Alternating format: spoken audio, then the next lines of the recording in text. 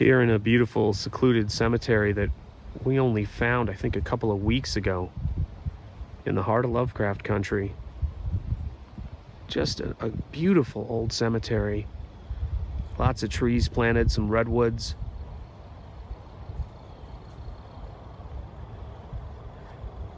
You can see the light coming in off the bay.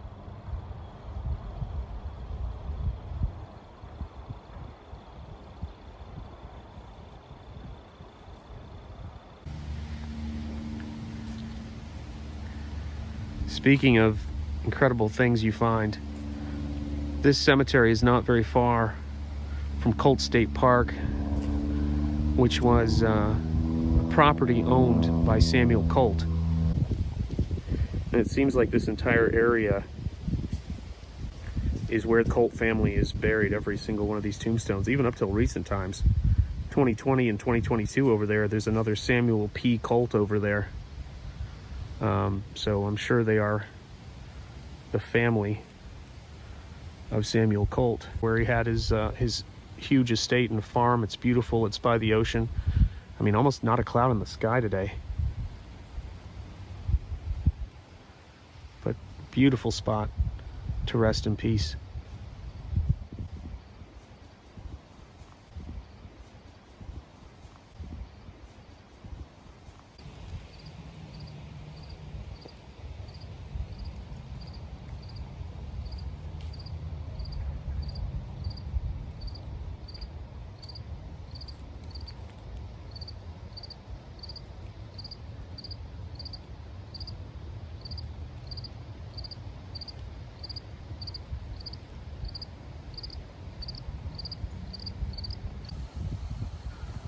When I talk during these videos, sometimes I think, you know, what I'm saying sounds hokey, but I am hokey. So, I'm a sentimental guy, not beyond the charms of New England in a beautiful fall day. And that's one of the things I love about making artwork, and that's one of the things I love about spending time with all of you guys and sharing all this stuff with you guys.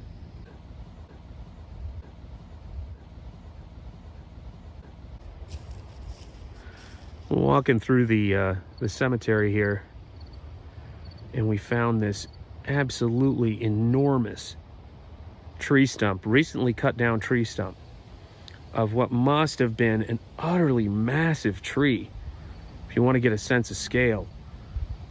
But here's the thing that got me. Just incredible. Look at this. This tree has been here so long, and this tombstone has been here so long, that the roots of the tree grew around and enveloped this tombstone.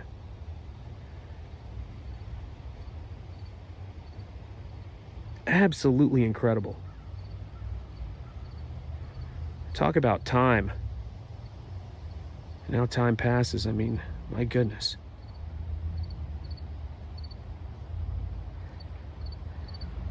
Change of the seasons, change of the year.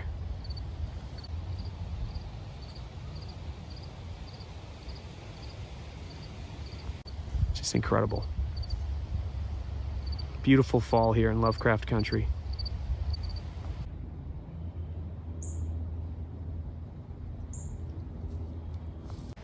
Fall colors are hitting. It's amazing how that transforms New England so much. But it's a part of Lovecraft country. It's not all horror. It's the terrifying, but it's also the beautiful and the sublime.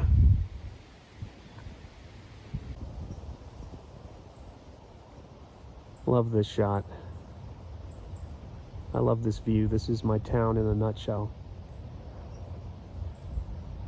The ocean, the boats, and the flag. From the heart of Lovecraft country. Look at that. Beautiful.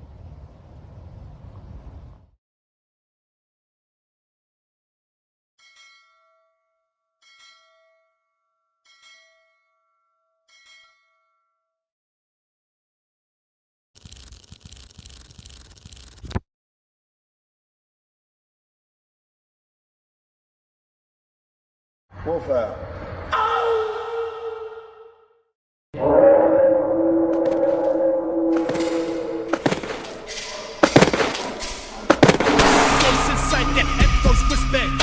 They fight through your reflection.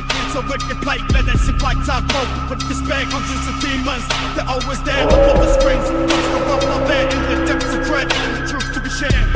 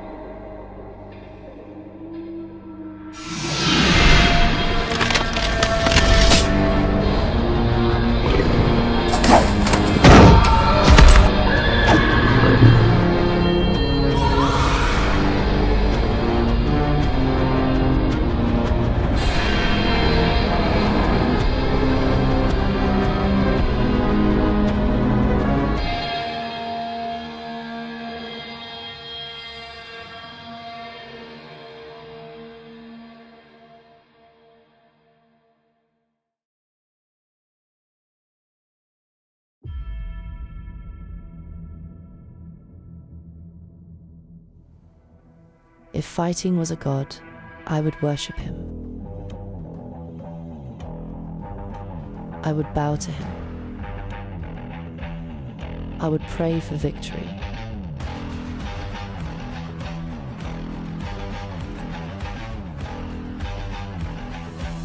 For he only grants opportunities.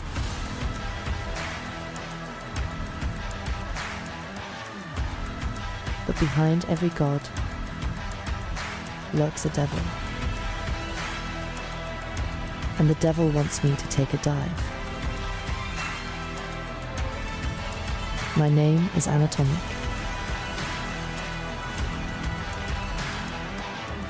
And this is how my legend was made.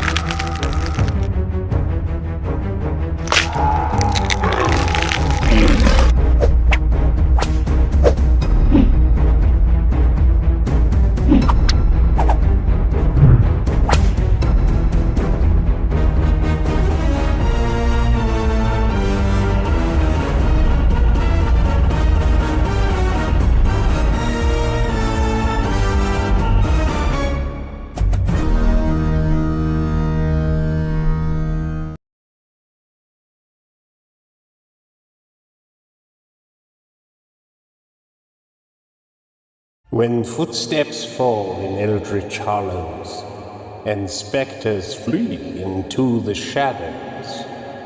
That is the time when horror's heroes abound, culling the ghouls that go bump in the night.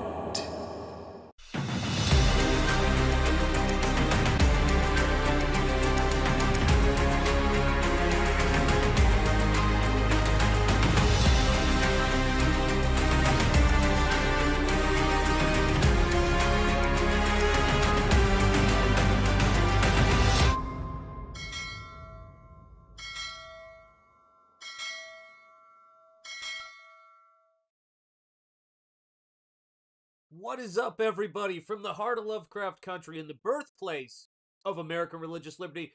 This is SHANTH ENJETI Art. My name is SHANTH ENJETI, and today we're going to be talking about art and all sorts of cool stuff, a little bit of painting. You never know what's going to happen. I have got a dragon painting right in front of me that I've been working on, wrapping up and getting ready to pack. Got to reach out to the person who commissioned it to get all of the details and everything like that. My wife told me she's gonna take it away from me soon because she likes where it's at. And then I've been watching all sorts of exciting stuff, man. Oh, crumbs. Is the resolution bad? Huh. That's strange. Hold on a second. Let me see. I'm gonna check something. Is it that bad? Is it really bad? Hang on a second. One sec.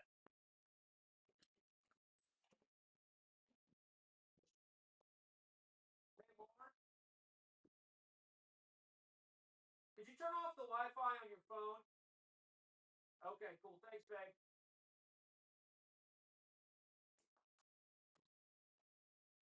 You never know. You never know what can cause it. It could just be something in the air. But I'm going to see if this helps any. Let's see if this helps. If not, heavens knows what could be the problem. But hopefully it's not too bad. We'll see. Oh, the Wheel of Death? Oh, is it fine? Okay. Hey, what's up, Spaceman? How you doing? Hail Sean, long time no see. How are you and the great Miss Enjetti? The great Miss Enjetti is fantastic. Oh, it was during the intro. Okay, good, good, good. Okay, we've got that sorted then. Here we are. Here we are. So hopefully this is coming in loud and clear, and I hope all of you guys are doing well. So yeah, so much cool stuff to talk about today. First of all, I want to give a big thank you to Mandy Summers for on a very busy week. There was so much going on. You know, you had Mike Barron, you had Graham Nolan, who was also, I got to thank Graham, who had me on to talk. What a beautiful way to start your Halloween talking about Frankenstein, 1931's Frankenstein with Graham Nolan. You can't beat that. I mean, I wouldn't have missed it for the world. It was such a blast. So that was the last day of Nosfero, and I think I didn't close it properly until November 1st, I think it was, or 2nd, because we were so worried about the new Indiegogo and how we do things. Hey, what's up, my friend? Everybody's name is all messed up. What is going on? This is freaking me out, and it's great to see you, my friend. How are you doing? Um, and so yeah, so we were trying to figure out what was going on and like how to get everything so that there were no hiccups or no mistakes. And then a couple days before, I had mentioned that I'm going to be closing it out on Halloween because for those of you guys who don't know, not only is Halloween my favorite holiday, but it's also uh, Sunday 1976 on Halloween is when I was baptized. So I've always thought that was cool because Nosfero is a comic book about faith, and Halloween, of course, is, I always say when I'm making my artwork, I try to treat my artwork like I'm decorating for Halloween. What is up? How are you doing, Ninja? It's good to see you. So it's just was something that really was exciting to do. And then the night before, of course, we had the 30-day, and I don't know what's going on with it now, but it turned into a closeout for John's. Oh, thank God, Stephen. Stephen, I don't doubt that. I don't doubt that at all. I love seeing your artwork, Stephen. I'm so glad you have that as your icon because it really is lovely. Just in passing, every time I see that, I love it. Yes, indeed. Yes, indeed. Hi, everyone in the chat. I've missed lots of cool kids tonight. Always great to have everybody here. I'm doing really well. Thank you for asking, man. I'm doing really great. I've been, the cool thing for me about when I close a campaign out is I can suddenly split the phases off. So it's like the creative phase of Nosfero, it goes into production mode, and I'm dealing with production concerns, making sure we've got the right count, making sure I reach out to the printer, seeing what the timetable is, all of that stuff. But the part where my brain is in promoting and making the comic book goes, and now I get to it's basically going to sleep every night going, okay, I've got to remember to promote, I've got to remember to see this, is this all taken care of? So now I'm just focused on one thing, which is getting Nosfero fulfilled, which is a separate thing, but art wise I am 100% focused on Springball. So for those of you guys who don't know, thank you. Oh man, I love this hat. Funny story, Steven. So this hat right here is I ordered a cap when they were going out of business, the most recent incarnation of Famous Monsters of Filmland. I ordered this ball cap, but I didn't like the cut of the cap. So what I did was I took one of my Flex Fit caps and I cut the embroidery off of the other cap and glued it on to a Flex Fit hat, which is what I prefer to wear. And I mean, Famous Monsters of Filmland, we've spent some time on streams talking about Basil Gogos and his crazy color. That's the stuff that I get excited about. And that's some of the stuff we're going to talk about. So I've been interested in the comic book Tomb of Dracula. And for those of you guys who don't know, John Malin on his channel has a members section just like we have. And he does a stream, I think it's once a month, but he's been doing them more often, where it's private streams to talk about comics. And, oh, very cool, man. Oh, WKRP Cincinnati. Love it, Stephen Rockwood. Probably closer to your neck of the woods than it is mine. And it was such a cool thing because we talked about Tomb of Dracula, and if you're not a member of John's channel, definitely think about it because we have some really great comic book conversations over there. And but when talking about Tomb of Dracula, he was just so captured by Tomb of Dracula. And it was almost infectious because I love it because it's the first appearance of Blade, who I love. Yeah, oh yeah, absolutely, guys. I always say that like I try to custom make things as much as I can. I've got this craziness, and I actually have been continually updating, especially when one of his belt buckles fell off and I had to kit bash. That don't come with it. But I have my own custom Wesley Snipes blade, and I had to buy another figure that had these really cool belt buckles on it. I think it was a Marvel Legends figure, but I'm not sure. And cut them off and glue them on to this custom jacket I have. So I'm always about this stuff. So, of course, we're talking about Tomb of Dracula on his channel, and we did the first issue, which is fantastic. And then we did issue 2 of Blade, where it introduces Blade. It's not issue 2, issue 10, which introduces Blade. And I was saying to John, I go, you know, there's this whole history of vampire hunters going back to Van Helsing and all the way up. And it's just, and I'm a massive fan of the Blade movies, just Blade 1 and 2. You know the ones. You know why. You know why. And so I said to him, I go, we've got to talk about this. And it was so cool to see how excited he got. I got lots of cool stuff to show you guys today. So anyway, after I wrapped up, because we were doing the closeout on his channel, and then the next day I was closing out Nosfero, I started shifting my brain over into Springball mode. Now, here's the thing. This, hey, what's up, Altered Beast? How are you doing, my friend? It is great to see you guys. I'm seeing the names that you see on screen. So if you want to let me know what your name is and what your handle is, do let me know when you post, just in case, because I don't know what YouTube's doing today. So here's what happened. I was trying to get myself shifted over into Springball. And, I mean, I'm always doing several things at once. But I just sort of needed to loosen up. And I was so excited by that conversation, so excited by when I made the trailer for John's Black Riding Hood.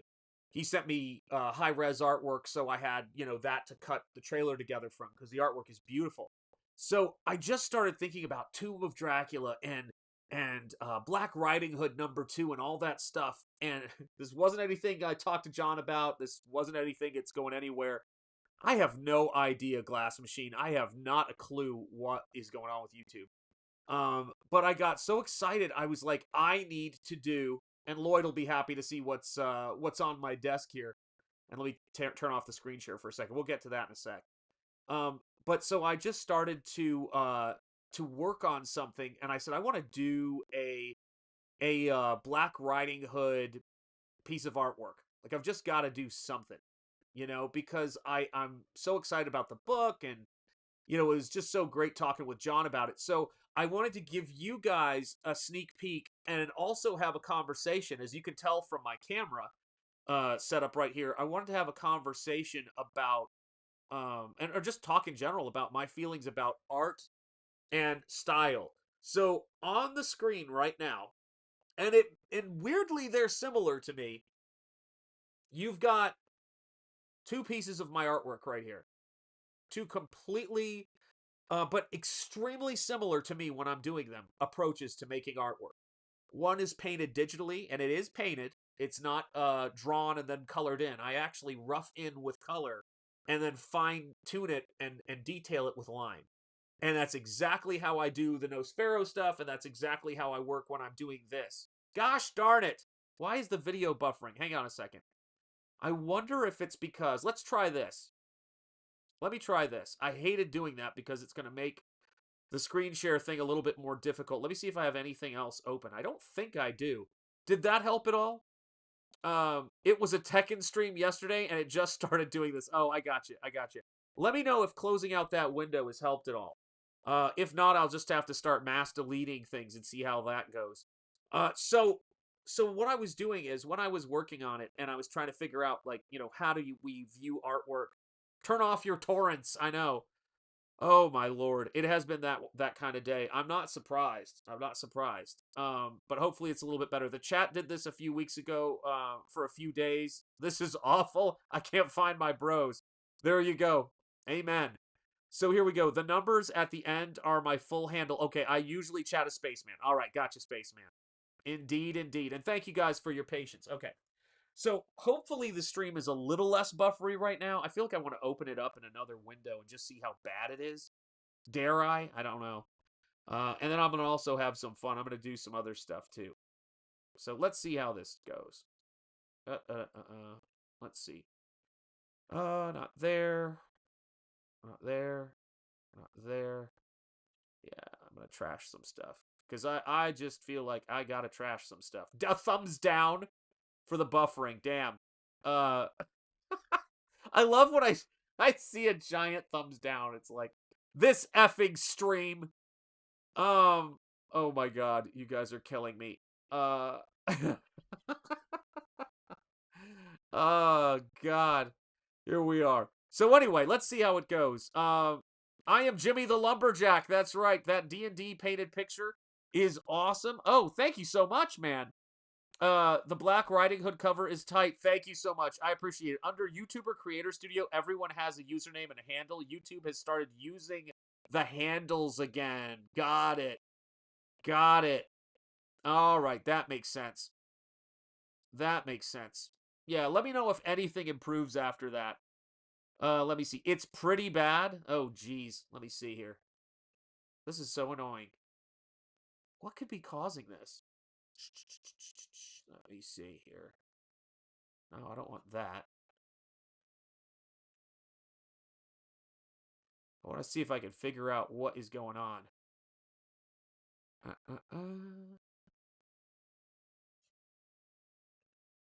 Let me see. I mean, I'm using a hard line into it, but man. Son of a bee sting. What is going on?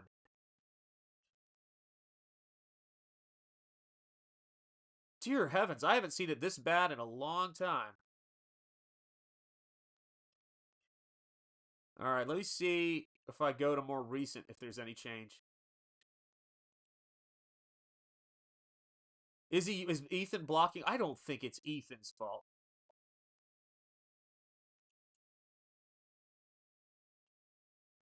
Hold on a second here. That is quite frustrating. Hang on a second here.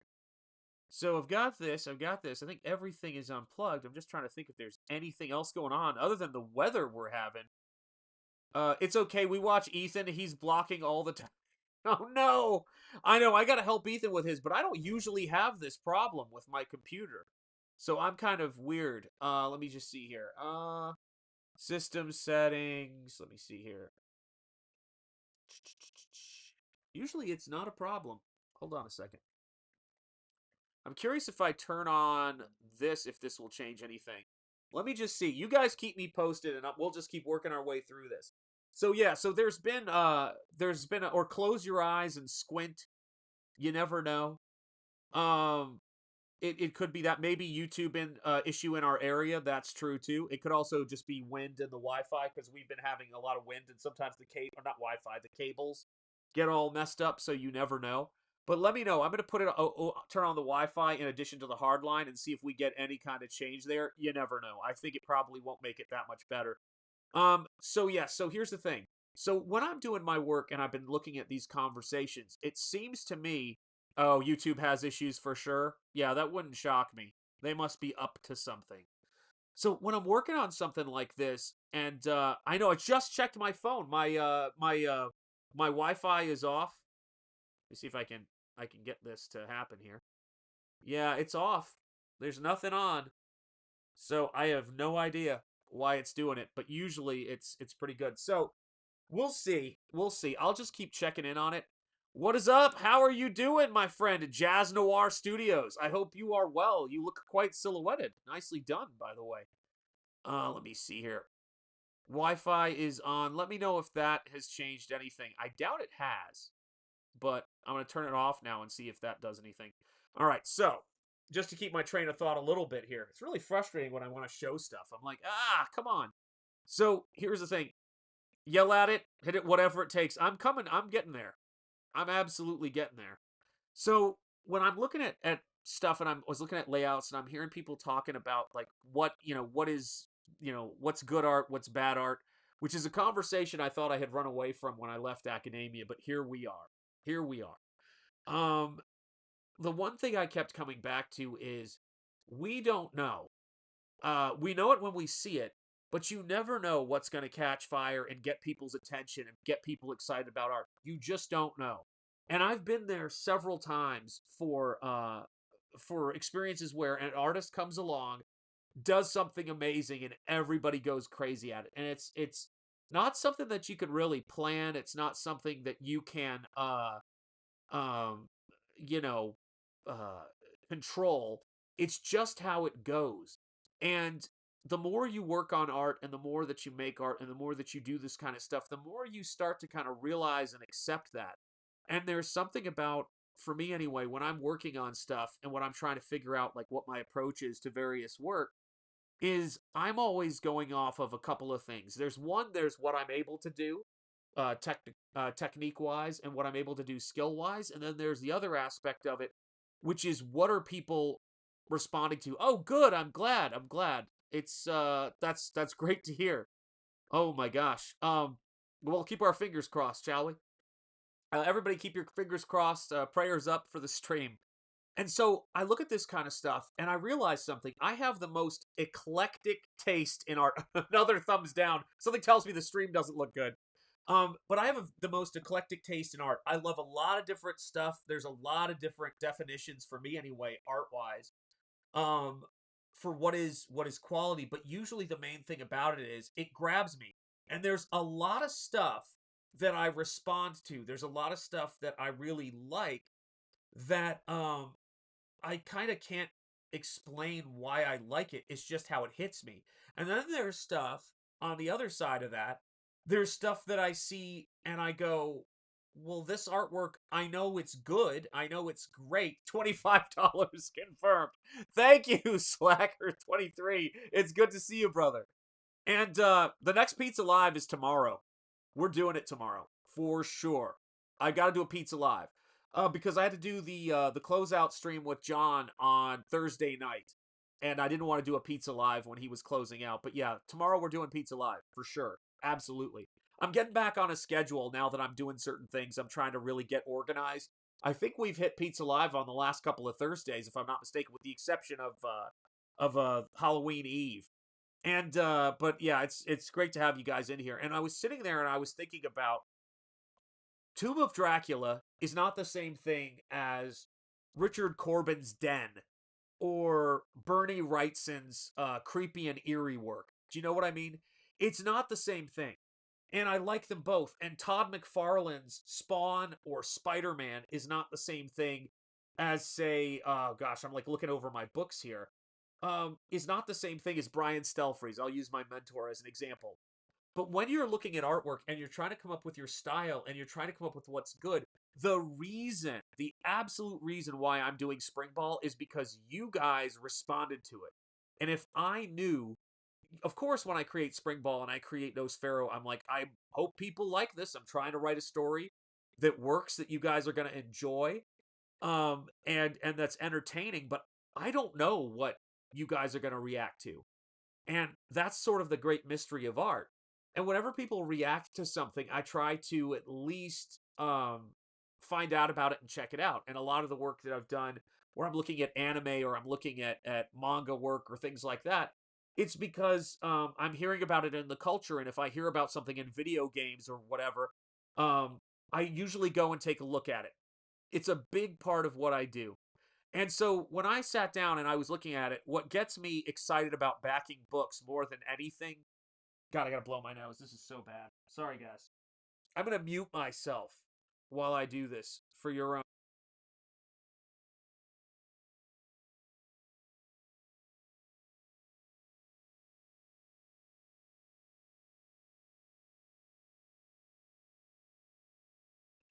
I hate having allergies. I've been watching a lot of YouTubers who are responding to either allergies or a cold. Good lord. So when I see a comic book, what I want it to be is balls to the walls. Speaking of Spring Ball Terminal Monstrosity, available to back now. Nosfero no longer. It is out of there. So that's what we're doing. And so one of the things that when I'm looking at stuff that I want to do is I'm like, is it going to be balls out? Is it going to be nuts? And I can always count on John Malin to bring something insane, bring insane energy there. I think we have similar touchstones and similar attitudes. So I wanted to talk about what I'm doing in my work, and I wanted to talk about what makes a piece like this happen versus a piece like the one you see on my desk. So let me zoom in on it a little bit so you guys can see it, and then we'll go from there. For all I know, it's this image is loading up the program. I wouldn't be surprised because it's a fairly large image. It's a fairly big image that we've got in here. So here we go. Let's take a look at this right here. So I decided I wanted to do a piece, an illustration of Black Riding Hood, and I wanted to treat it as if it was one of those kind of really cool, fun, great covers from when I was growing up. Shanth, you've still got snot on your face. I don't doubt it. Most of my face is snot, Stephen Rockwood. My allergies have been terrible this season. I'm telling you guys. I'm running out of things I can do. At this point, I'm ready to put Drano up there. That's just where I'm at. Um, but this is the thing. I first saw Springball and knew nothing about it, but I see the art and and it interested me. Art is funny that way, and that is 100% it. That is 100% it. That's what gets me to respond to things. And so, if Anna, that Star Wars girl, was here, she would know, looking at this style, who one of my two main influences are when I'm doing this work. And there's a bunch in here. So there's the creative team on those early Spawn issues that are an inspiration for me. So that's what we call the Moo Crew. McFarlane, the colorist, Steve Oliff, and the letterer, Tom Orzechowski. That stuff is great. The video quality is so bad we can barely see the snot. Thank you so much, Glass Machine. That's so comforting. The teeth and the headlight, nice touch. And there you go. You guys are getting it. You guys are getting it. This is what it's about, guys. Springball, paddleball, trademark. That's right. It is a great idea, and that's exactly how he works. So when I started looking at this piece, I go, I want to do something. And I'm going to walk you through it. I want to do something that really captures the excitement that I feel. Things, and this is not done. This is sort of in progress. But I also wanted to kind of address the fact that I don't know if you guys know this, but I lived outside of Detroit. So technically, I lived in Detroit, but it wasn't like downtown Detroit or anything like that. But I grew up there from 1979 to 1983. I lived in Detroit, right? So when I was really, really young. And so the first thing I did when I was creating this piece is I wanted to have, on the landscape, I wanted to have an abandoned car. because when I was in Detroit in the early 80s, everybody we knew in our neighborhood who worked in the automotive industry was getting laid off of their jobs, and they were having to move. It was a really crushing thing in the early 80s to watch that stuff go down.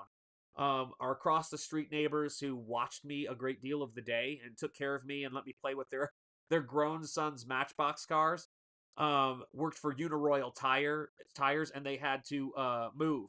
You know what I mean? And that was rough. The white part of Detroit, yes, the mean white streets of Detroit. And funny enough, speaking of, in a weird way, Dan Lawless lived around the block from me during that time. And he was, of course, a bit older. He was delivering newspapers to my house. And I was super young. I was like from age 3 to whatever it was, 7 or 8, I think it was. I lived there. That's right, slackers. You got it right. These are the comic book things. So here's some things that people won't know about this artwork. And if you're a channel member, by the way, you have, excuse me, the image is in a members only post. So another reason to be a channel member is you can actually look at this piece longer. It's not high res, but it is it's in the mix. It's definitely decent enough for you to look at it. So, here you go. If you look at the license plate that I put in this piece is from 1979 Michigan. So this is I did research and I found a license plate from the time I lived there. Okay?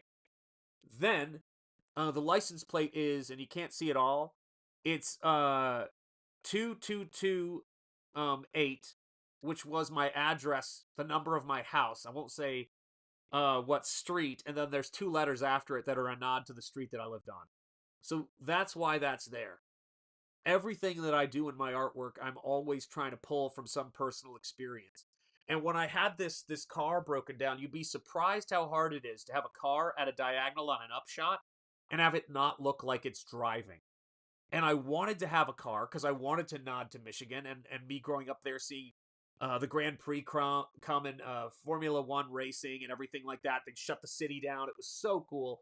And then having so many friends and folks around us who worked in the auto industry, right?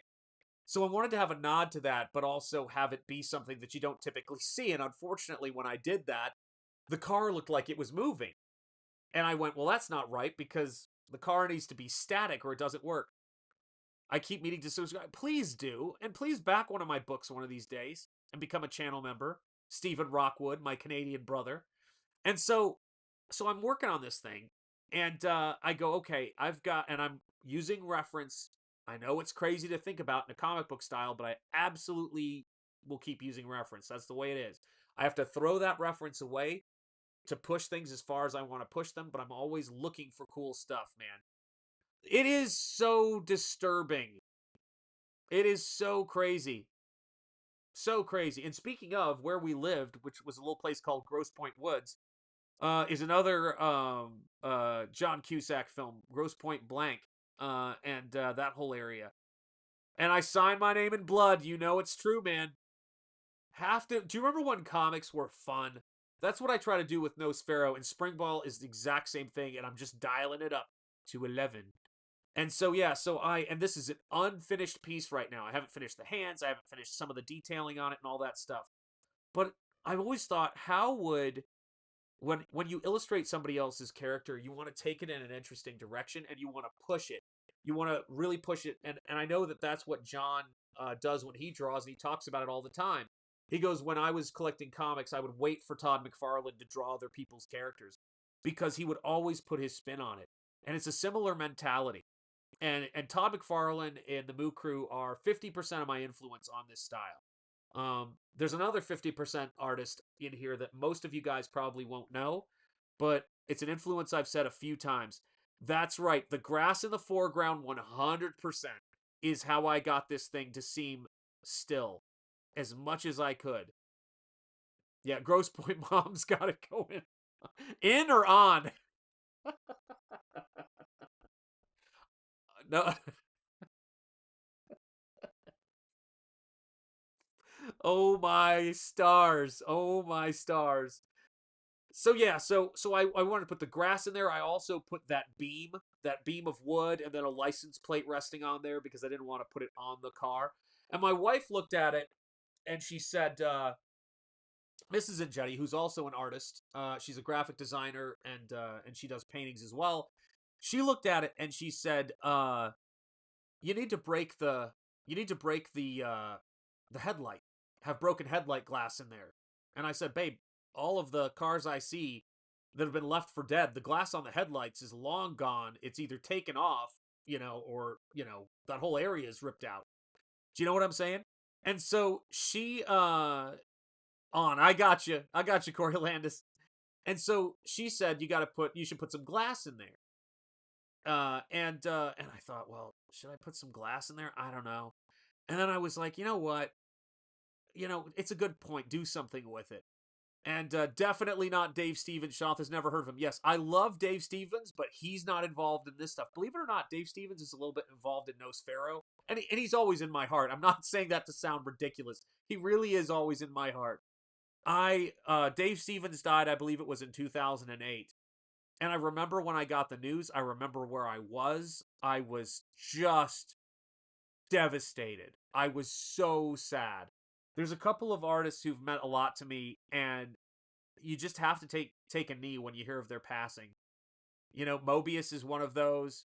Eiko Ishioka is one of those. The woman who designed the costumes for Bram Stoker's Dracula, the film. So many people, and it was just, oh gosh, it just kills me. So yeah, I was gutted when Dave Stevens lost his battle with leukemia. I mean, it just, that stuff is heartbreaking. And so, but yeah, he's always in my heart. That's why I've got that poster behind me, as you know, and he was so kind to me. Um, let's see, Sean, is that cross on his waist? I can't hear. What is that? Pintier. I don't know what that is. Is that a spell check thing, or am I just? Well, I think it's safe to say I'm out of my mind. Give me some more details there. But so when I got to the time and you guys caught it right away, it took pointer. Oh, I got you. I got you. Let's see. Oh, pointier. Oh, do you mean his actual cross, the character's cross, right? John's version of it. It might be. It might be. I was totally playing around. I think it was maybe pointier in John's piece. But for me, I mean, that was the cross that sort of came up in my mind when I was doing it, and like I said, I was just going nuts on this thing. But you guys caught it. I said, if I'm going to have a broken headlight glass on here, I am going to. Okay, good. I got it. Thank you, Slacker. I am going to have it be like teeth. I'm going to have it be like fangs. Like, first I just scribbled some in and I went, that looks like fangs. And then I went, gotta do it as fangs. And hail liberty indeed, Mark's Music Obsession. So yeah, so that was a big part of it. So I've got the license plate. I start putting this stuff together. Then we get into the character, right? And by the way, if anybody guesses who the other artist is that influences this style of my work, I will be very impressed. Very impressed. You will get a shiny new quarter. And my eternal respect. There you go. Let me see. I want to see if this is what caused the internet to go slow. Let me know if the internet slows after I do this. Just let me know. Because I'm convinced this is part of it, but we'll see. Let me see here. And then we'll go, hey, what's up, Cranberry Langers? Crypt Walker, it is great to see you. Good to see y'all. Gotta do a thing, so I'll lurk. Lurk away, my friend. Lurk away, and it's a pleasure to have you here, Cranberry Langers. And thank you for the super thanks on the Halloween video. I hope you had a happy Halloween, my friend. I really appreciated that. Thank you, sir. So yeah, so that was the approach I did. So when I got up to the kid, for those of you guys who don't know the story of Black Riding Hood, Black Riding Hood is a kid. He's like 12 or 13 who happens to fight werewolves, which is a perfect spin on Little Red Riding Hood.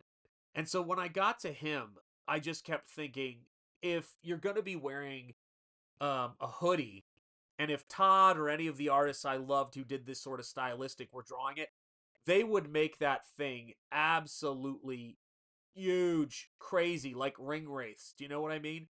It would be absolutely nuts. And so that was the approach that I took to it. I went, I want to try to do that. And when it came to the perspective shot of the creatures, I was like, I'm going to have a werewolf on one side. I'm going to rough in a werewolf there. And that's where you can see a little bit of one of my favorite artists. Is that a Bazooka Joe artist from the Gum? Is it the Bazooka Joe? No, I wish. Although, God, now you got me wanting Gum. I don't know about you, my friend, but Gum to me is like Russian roulette at this point. It's whether or not a crown comes off when I chew gum. Holy cow! I was at one of my daughter's recitals, and my wife goes, "You want some gum?" I go, "Sure." Entire crown came off on my mouth, and I didn't notice it till I bit back down on it. And man, did that hurt. Oh my gosh. But no, I did love those comics. If I'm being honest, I loved those comics. Um, so yeah, so I'm putting him together, and I'm like, okay, I need an angle. He's got to be holding the sword. It's strange because this isn't really a contrapposto pose for what I wanted. So typically, you'll have the one arm coming forward and the opposite leg is coming forward, and here I have them both coming forward. And it just was because I wanted him to be swinging the gun around so that I could put casings in front of him. Yes, exactly. Gum chewing is living on the edge. You ain't kidding. What's up, Cursed Heart Creations? How are you doing? It's a pleasure to see you here. You didn't get the notification. I'm so sorry. I've been hearing from a few people about that. And so when I was doing that, I was thinking about the casing sort of as making this kind of nice graphic element. And for those of you guys who are curious about the approach I take to this stuff, let me see if I can move this here. There we go. You can see what it looks like when I start doing these drawings. Why is it not? Oh, I guess it's just locking it in place. That very first casing by the hilt of the sword, you can see that it's just smudges of color. That's how everything I do starts. I just smudge in the color. Stream looks normal now, brother, on both images. I'm so glad. Thank God. And thank you so much, Mark's Music Obsession. Man, I don't know. I'm so glad you guys are here. And that's what I meant when I'm out with my wife having a romantic walk as we go walk around New England. I'm always like, I gotta shoot some video for these guys. I forgot my dang gimbal I just bought, so I was really annoyed. But I gotta shoot some footage for these guys because I love taking you guys around and seeing the stuff that we're looking at. So you can see how smudgy everything starts. In two of those shell casings, none of them are done. But that's how I have to do it. I have to paint this stuff out. It's the same thing as when I start working on a piece like this painting that you can see right here in the background. That's really what it comes down to. And I'm unashamed of my love of comics and the comic book way of working and the comic book language, which is its own thing. So I go, I've got to have the sword drawn, I've got to have the gun firing, I've got to have the casings, and I've got to have the kind of dynamic action, and I've got to have the hood on this character, and I'm just going to go nuts and cartoon. Because to me, oh, thank you so much, Curse Art Creations. I appreciate that. When I go to make artwork, I just want to push it for whatever the approach is. And so in this case, the approach was really kind of taking it and being inspired by things like Tomb of Dracula, things like, of course, John Malin's artwork in Black Riding Hood. That was what it was all about. Oh, bought Fatal Fury City of the Wolves today. Oh, man, awesome. It sounds like it's going to be a day of werewolves. There you have it. And it was funny, as I was working on this, my daughter watches is it called a show? Are they called shows? I don't know what you call them. Animes? Called oh, Shane watches it, actually. What's the one Shane watches? He watches a lot. This is a terrible question. Where is Shane Davis? What does he watch? Shoot. Someone in the chat's gonna get it. It's driving me nuts. Black Riding Hood looks like you could be a fighting game character from some Dark Stalkers or something. Very cool. Oh, thanks. I appreciate it. Yeah, this character is awesome. And anyway, I was thinking about how, for in my generation, it's things like the Goonies, but the idea of a kid going on an adventure where their life is in actual peril is something that's very appealing when you're young, and I loved the idea. They didn't ignore Chun-Li's hips. There you have it. You can't ever, can you? You can't ever. And so when I started working on this, I go, I want to get the action. I want to have the clothes blowing around. Things that we used to do in American comics a lot more, to be honest. And I really want to push it. I really want to push the artwork as far as it can go.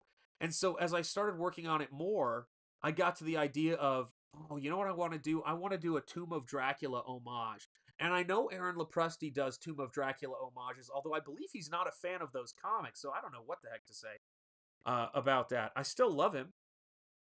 I still love old Fuss and Feathers. He's one of my boys. You know, you gotta love Aaron Lopresti.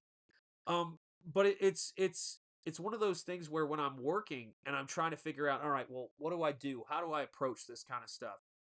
Um, my attitude is I'm trying to um get that thing I love about comics.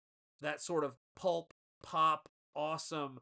I've always called them Japanese cartoons. Yeah, you're absolutely right. Demon Slayer. That was the one I was trying to think of. Shane's been talking about Demon Slayer like crazy. That panting makes me think of the folds in the Barry Smith juice. That's right. That pant leg. Sorry.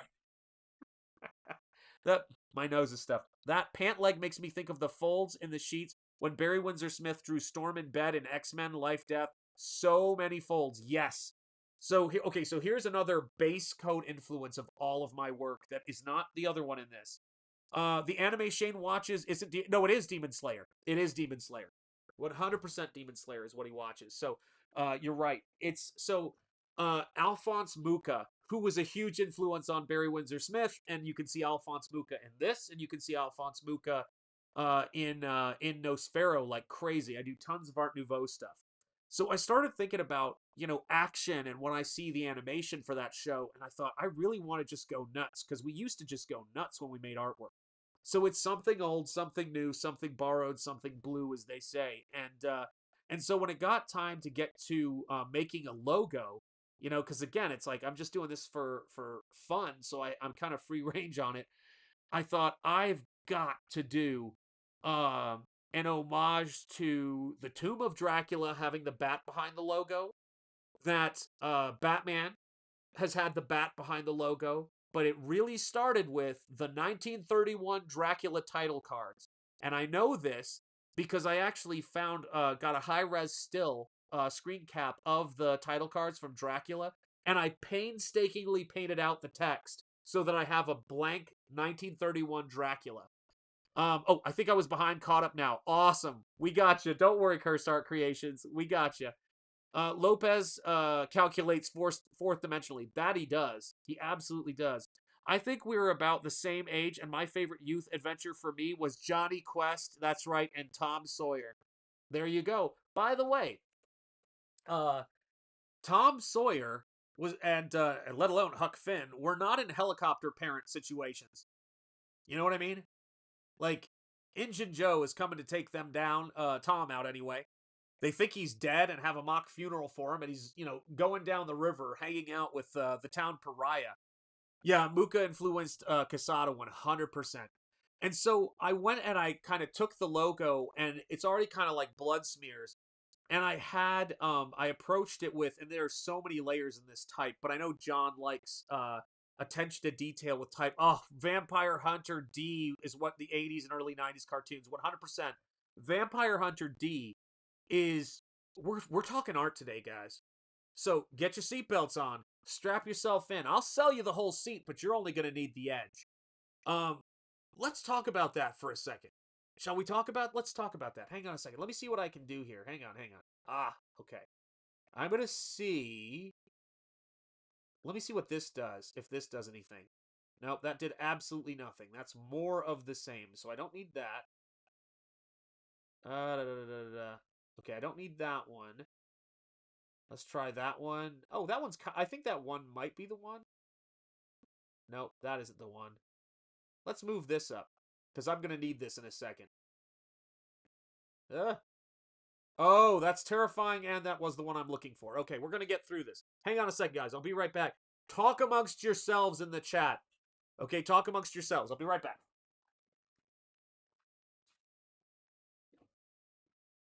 Oh my gosh, there's going to be an avalanche. If you hear an avalanche, don't panic. It's just me. It's just the end of me.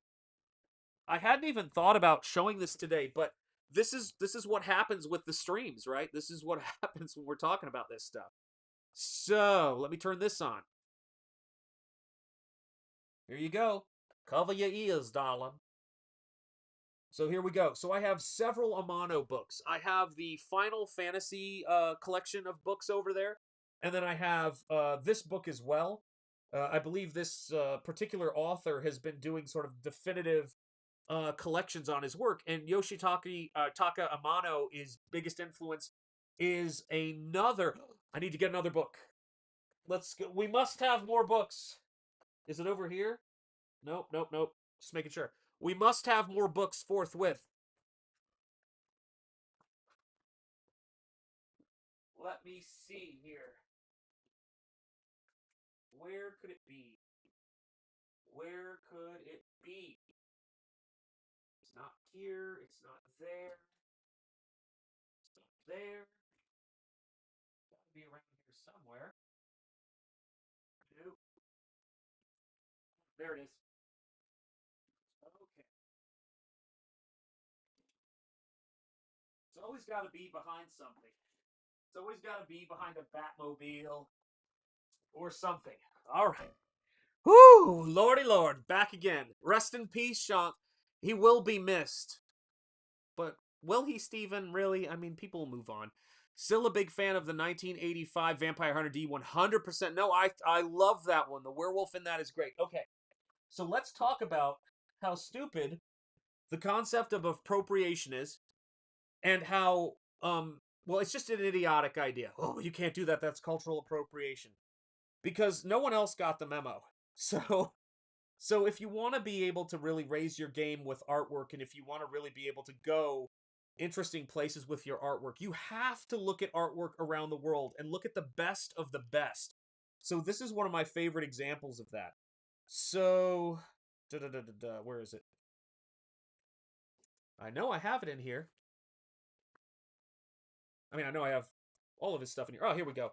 Here's a perfect example. I gotta now see which ones I have that don't have nudity in them that is too egregious. Alright, we got Vampire Hunter D here, so we'll use that. So here is a look at some Vampire Hunter D sketches, okay? Can you guys see that? Oh yeah, I don't know who would win in a book battle. I bet he has a lot. But I can tell you right now that my brother, my studio mate brother, my artist brother, has more books than Richard Friend. I don't even have to know him to know that. And I know Richard Friend has a lot of books. All right, so here you go. So here is an example of Amano's figure work, his use of sepia paint, and his stylistic. You guys see it? All right. So this is it. Now, oh, the back. Oh, you know what it is? Hold on a second. It's because I've got, you know what? I think you guys are putting it together really easily here. I've got too many things going at the same time. It's overloading the screen to have, several cameras going. So let me do this. I guarantee you this is going to help. Let me see. Actually, I probably shouldn't guarantee. Okay, let's see. I think that's going to be better. What's up, infamous Mr. Cursed? How you doing, Mr. Cursed? And Cursed Art Creations are here. It's great to see you, my friend. So this is Arthur Rackham. Arthur Rackham illustrated probably the definitive Sleepy Hollow, so many amazing fairy tale books, and this is Amano's biggest influence. So if you want to dial things up, and if you want to make your work great, like Akira Kurosawa studying Westerns and studying Sergio Leone and studying John Ford in particular, and then that influence coming back, and those influences going back and forth, you have to look at people from everywhere. This right here could very well be an Amano piece. It just doesn't have that particular Japanese subject matter, but he's influenced by classical European artwork, and that is what makes Amano's stuff so stand out so much. It stands out so much. It's the same thing with Hayao Miyazaki. The reason why Shanth can't see all the settings through his bifocals. That's cruel, Steven. That's cruel. Let me see here. You did a lot of art, Michael Moorcock, in the 70s.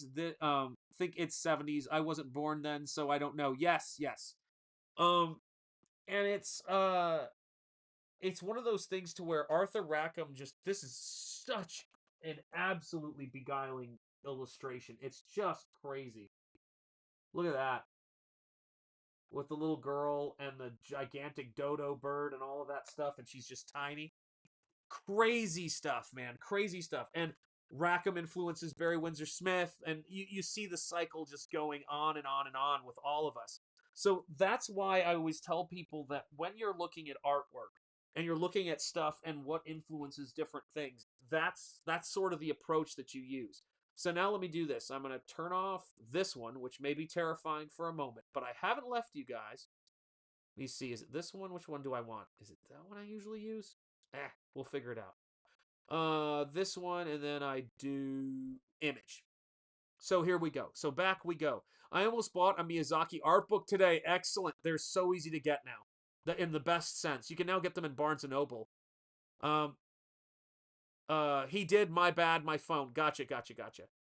And so here you go. So when I'm doing this, I'm looking at the history of vampire fighters. I'm looking at the history. I am so excited for this book. I hope we get another shot to get it back up, because I was really looking forward to the next 30 days on this book.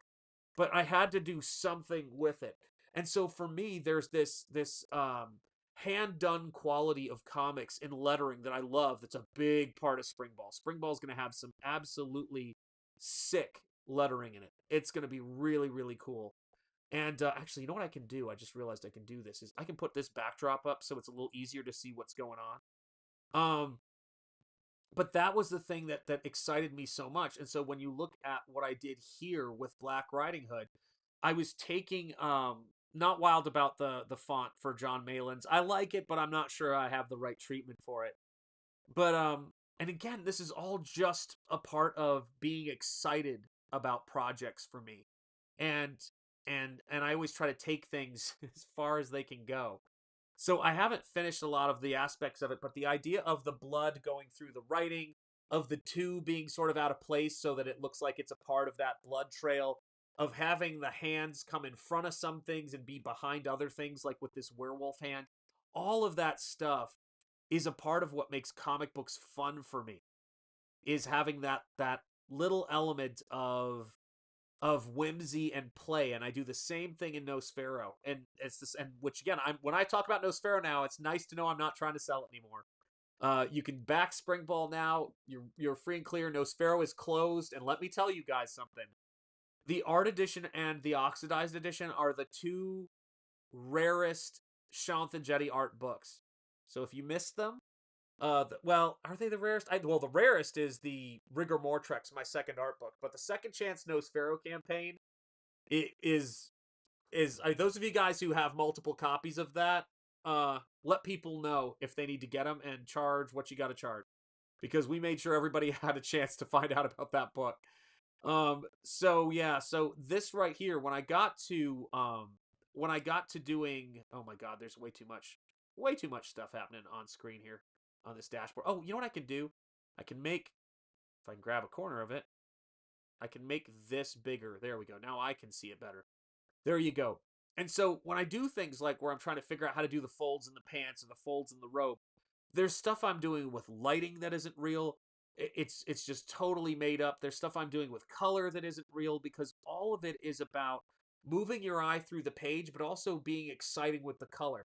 That's something I really get from Basil Gogos. You know, Basil Gogos, what he did with color wasn't realistic. It was just perfect.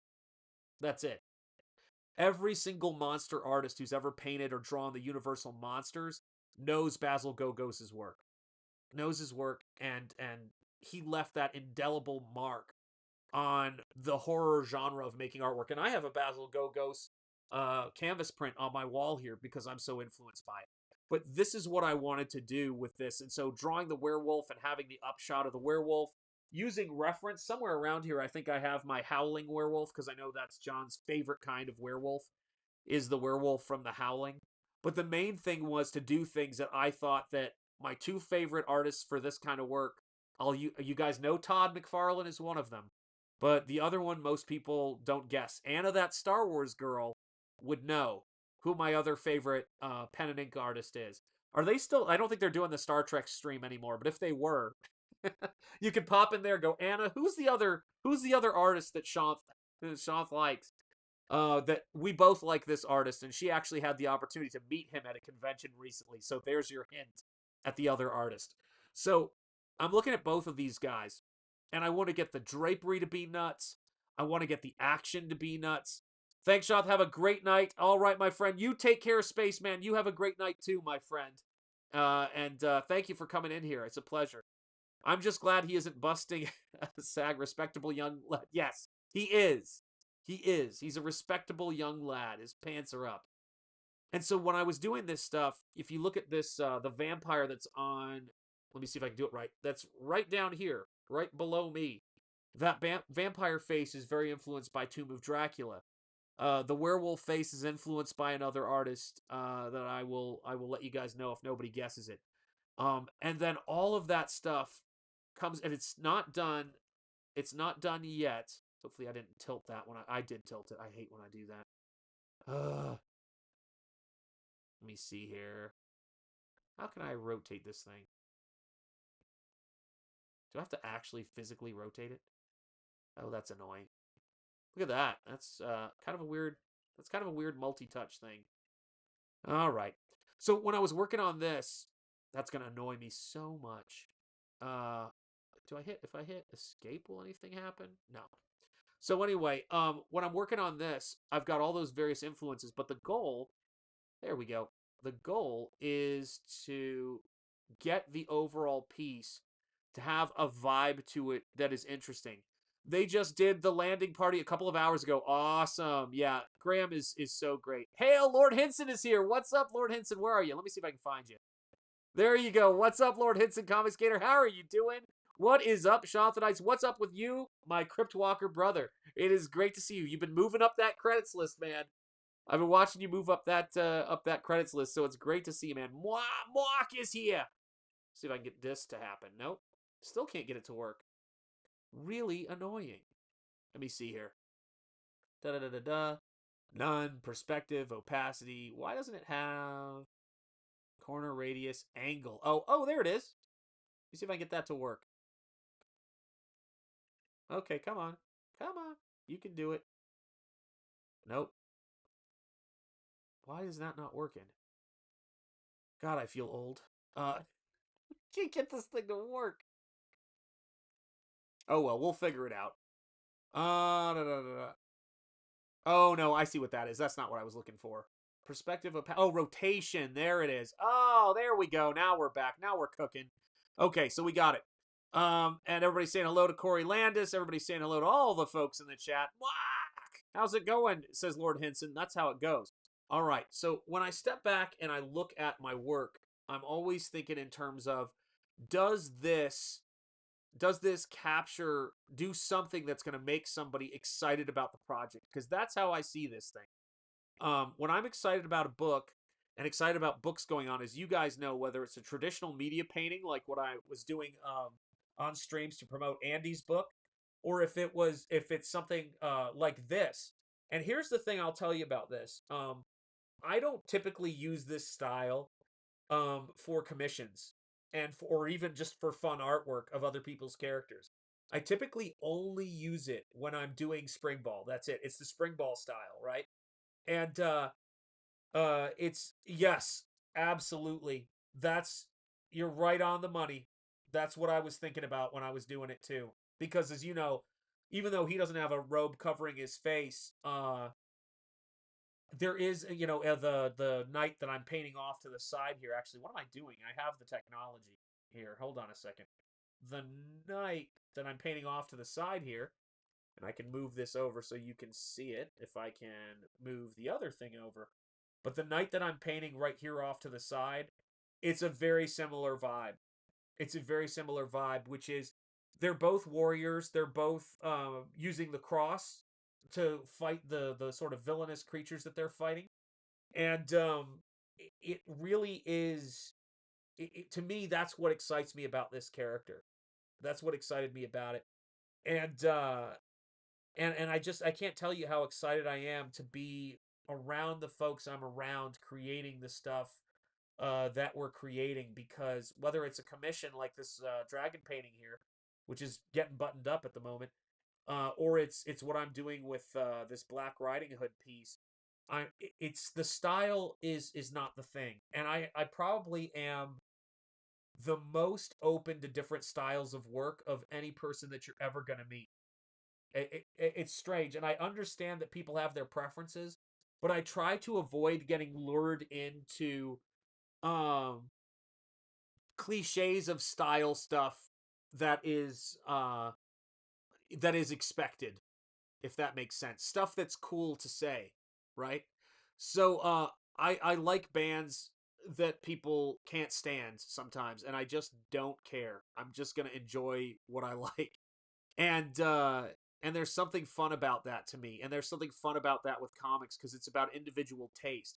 And I will say all day long that there are comic book issues that Rob Liefeld has done that I absolutely adore. I think they're brilliant. I think they capture the form. I think he was incredibly creative in what he was doing at a very early age and left an indelible mark. And for my money, New Mutants issue number 98 that introduces Deadpool is one of the coolest comic books ever drawn in the superhero genre. It's just great. And I love Arthur Adams as well. Arthur Adams is great. And for me, Todd McFarlane and this other artist are two of my favorite artists as far as doing my comic book work. But Todd McFarlane, I love anything he draws. It's always interesting to me, even when it's completely insane. It's interesting to me, and I'm ride or die with Todd McFarlane. Like, that's how it's always going to be. As well as with this other artist. This other artist that no one's guessed yet. Has anybody typed in the chat who my two influences are on this style? Like, Todd McFarlane's one of them. I know you guys know that. But has anybody guessed the second influence? Yeah, there are so many amazing artists in CG. 100%. What's up, Art Haida? How are you doing? Shanth, Indiegogo didn't let me make it rain. Oh, make it rain at closeout. How much I gotta slip you to add an ink sketch to one of my art editions? Oh my gosh! First, let us get everything printed, and then we'll figure it out from there, my friend. I don't remember what the price was for the ink head sketch, so that's the funniest thing about it. I can't even remember at this point. Yeah, Jeremy Burt's is thinking. I've talked about them a lot. If you watch my show regularly, I've brought them up, but it's not somebody like Frazetta that people are gonna go, oh, like Frank Frazetta, Alphonse Mucha, um, uh, gosh, who else was I just talking about 5 seconds ago? Basil Gogos. It's not one of those. It's somebody who has done some color stuff, has even done some painted stuff, but works predominantly in ink and brush ink. It's not Bernie Wrightson. It's not who else could people guess? It's not Bernie Wrightson. It's not any of the Image guys. It's not gosh, how else could I narrow this down? Somebody who I believe has never worked for Marvel or DC. I believe. I don't think they've ever, if they have, it was on like maybe a one shot or a pinup or something. Uh I'm pretty sure. Pretty sure that's the case. They never have. We'll see if anybody gets it while we're talking. If you know it, you'll see it. And also, too, I do have to say that when I'm doing stuff lately, I am thinking a little bit about, like, on this piece, there was an influence I don't know if any of you guys would guess. But I was thinking about Demon Slayer and Shane Davis's love and my daughter's love of Demon Slayer. That's a broad fan base. You've got Yanzi, whose name I think is, what is it? Yenzi? Is it Yenzi? Is that how you pronounce it? Or is it I'm trying to remember from, back when I was dating my high school girlfriend how you pronounce things like that. But Yanzi and Shane. Yes, it's one of Anna's favorite artists too. You got it. You're getting close. Gustave Doré, I wish. I love Gustave Doré, by the way. Do I have a new Doré book over there somewhere? I love Gustave Doré, but not Gustave Doré. This is someone who is still alive, contemporary. I thought I had a Doré book, didn't I? Yes, I do. Okay. Boom Bots 444. Again, everybody's handle is a little bit different today. Are you a fan of Gustave Doré out of curiosity? Let me know in the chat if you are. Not Dave Stevens, although funny enough, Similar in terms of working with a brush and being an independent artist. And I love Dave Stevens, but Dave Stevens, there was a time when I think Dave Stevens influenced my artwork. I don't think he does anymore. I just love him unabashedly. It's PTP, of course it is. You got it. Oh, heavens. She said it last night. I have a bad memory. Oh, did she really? Oh, interesting. It is a comic book artist, so that's a little bit of it. She may have even posted a picture of herself with this comic book artist at a recent convention. So there's another hint, guys. Let's see if you guys can get it. Let's see if anybody can track it down. But let me know, Boombots, if you are a big Dore fan. Oh, you like Dore as well, Polisarts. Excellent. Excellent. Because only John Malin can pronounce Yanzi's name. You're absolutely right. Well, you know John. John is a fan of all foreign peoples. You know, I consider him my brother. That's why I use a tube when I'm painting, a tube of Malin white. It is the most powerful white you can get. Yeah. Oh, I knew you loved him. Yeah, absolutely. Rockford? No. No. Only John Malin can pronounce so. No. Let me see. Bot, let me know if you're in the chat still, Boombots, if you're a Dore fan. Because I got something cool I'll grab if you are. And I think Paulus Arts has probably already seen it. Nope, not Roquefort either. Too young, man. Roquefort's younger than me. I'd be more likely to be influenced by some of the people Roquefort's influenced by. The people I'm influenced by are... There's this particular look I like. I don't know how to describe it. I definitely love Mobius. He's a big influence, but it's not Mobius. And Mobius has done Marvel work. Nope. How am I going to pronounce that? My brain is pudding. All right, I'm going to give you guys a few more seconds, and I'm just going to have to tell you guys. So let's see. All right, let me see if I can grab... I'm going to grab this. Hang on a second while we wait. I have not heard back from Boom Bots 444 yet about Gustave Doré, but I'm gonna see if I can grab this anyway. Hang on.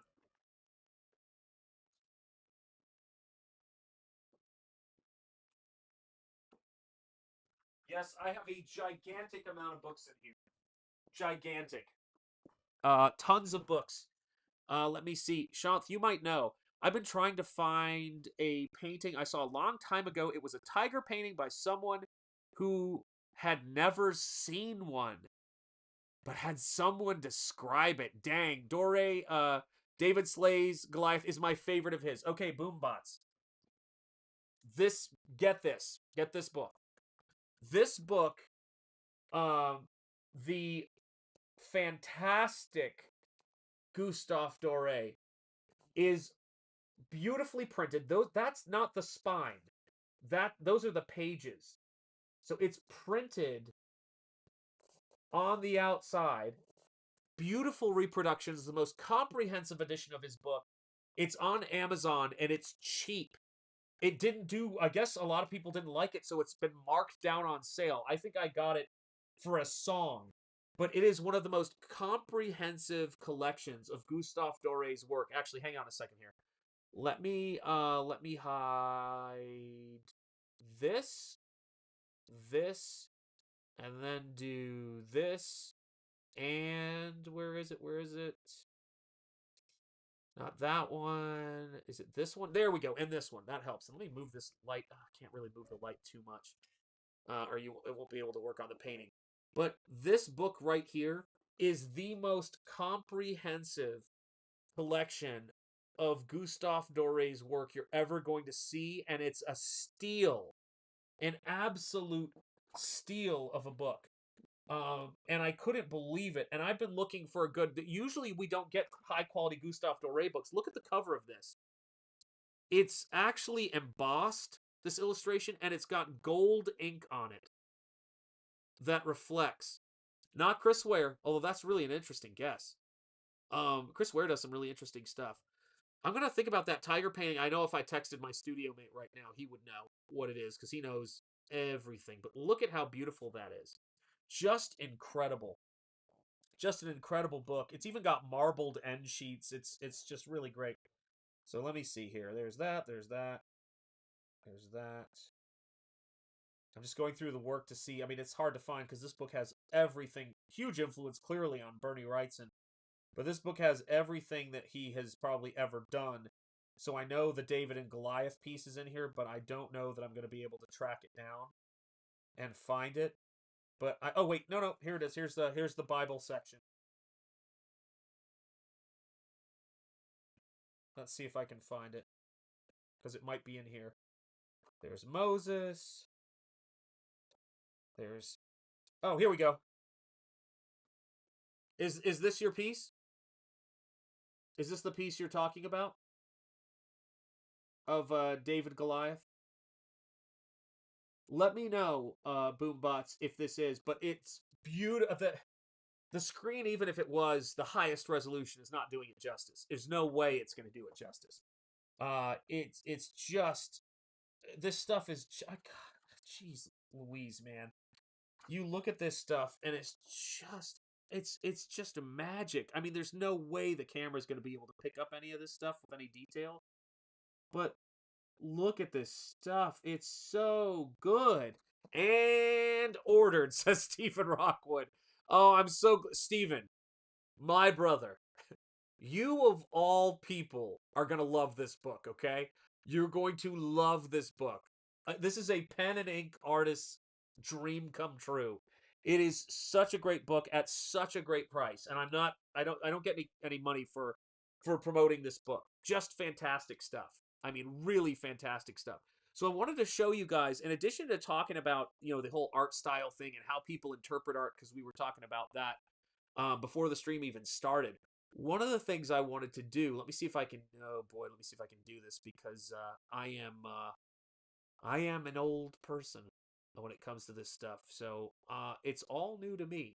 So I'm going to turn off this camera, turn on, not that one, and boy, is that one cattywampered, as we say in the South. There we go. Going to turn on this one, and then I'm going to turn on, let me see if screen share works. There we go. And now I just have to change it to, oh, it is on Google Chrome. Huh. That's odd. Doesn't look like it's just on Google Chrome. It's showing a little bit of the background, but whatever.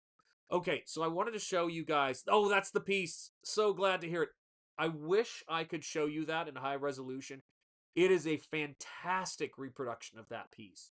Fantastic. I actually, when I was in college, I did an oil painting master copy of Caravaggio's David and Goliath, where David is holding the head of Goliath. And it was a really interesting exercise in color and composition and how these things work. But you're going to love this. Oh my gosh, Nomad Damon is here. Nomad Damon gifted 1 Shanth Enjeti Art membership. Thank you so much, Nomad Damon. And Corey Landis is now a Crypt Walker. Received a membership from Nomad Damon. Nomad Damon, you're an all-star. And the problem with all-stars is when they come in here and they gift memberships, super chats, all of this stuff, we have to give them cheerleaders. We must have cheerleaders forthwith.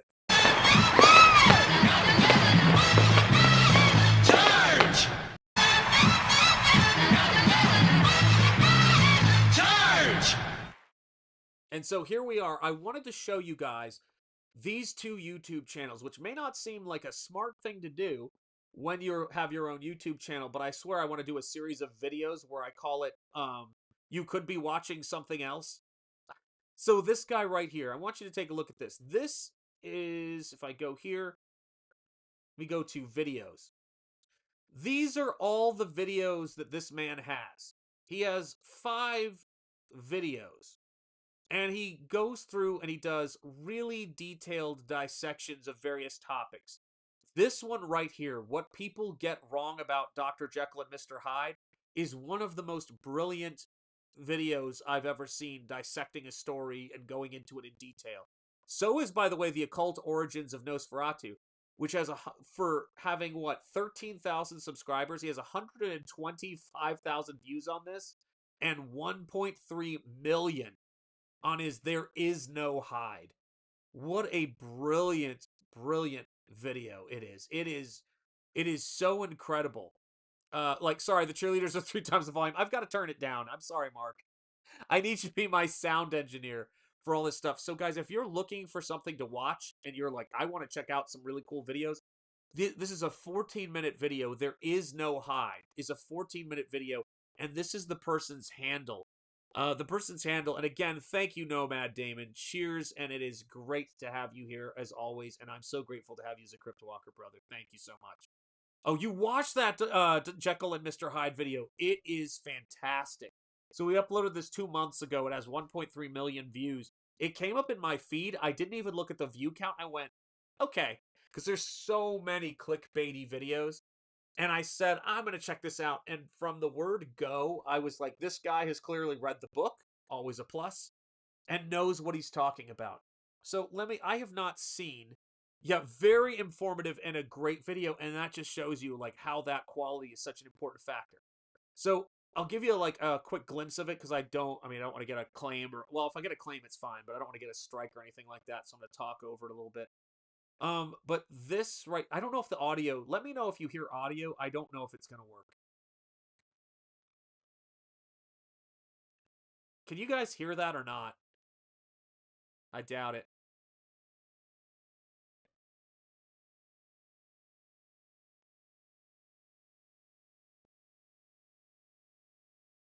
Let me know if you guys hear that. If you don't, I apologize.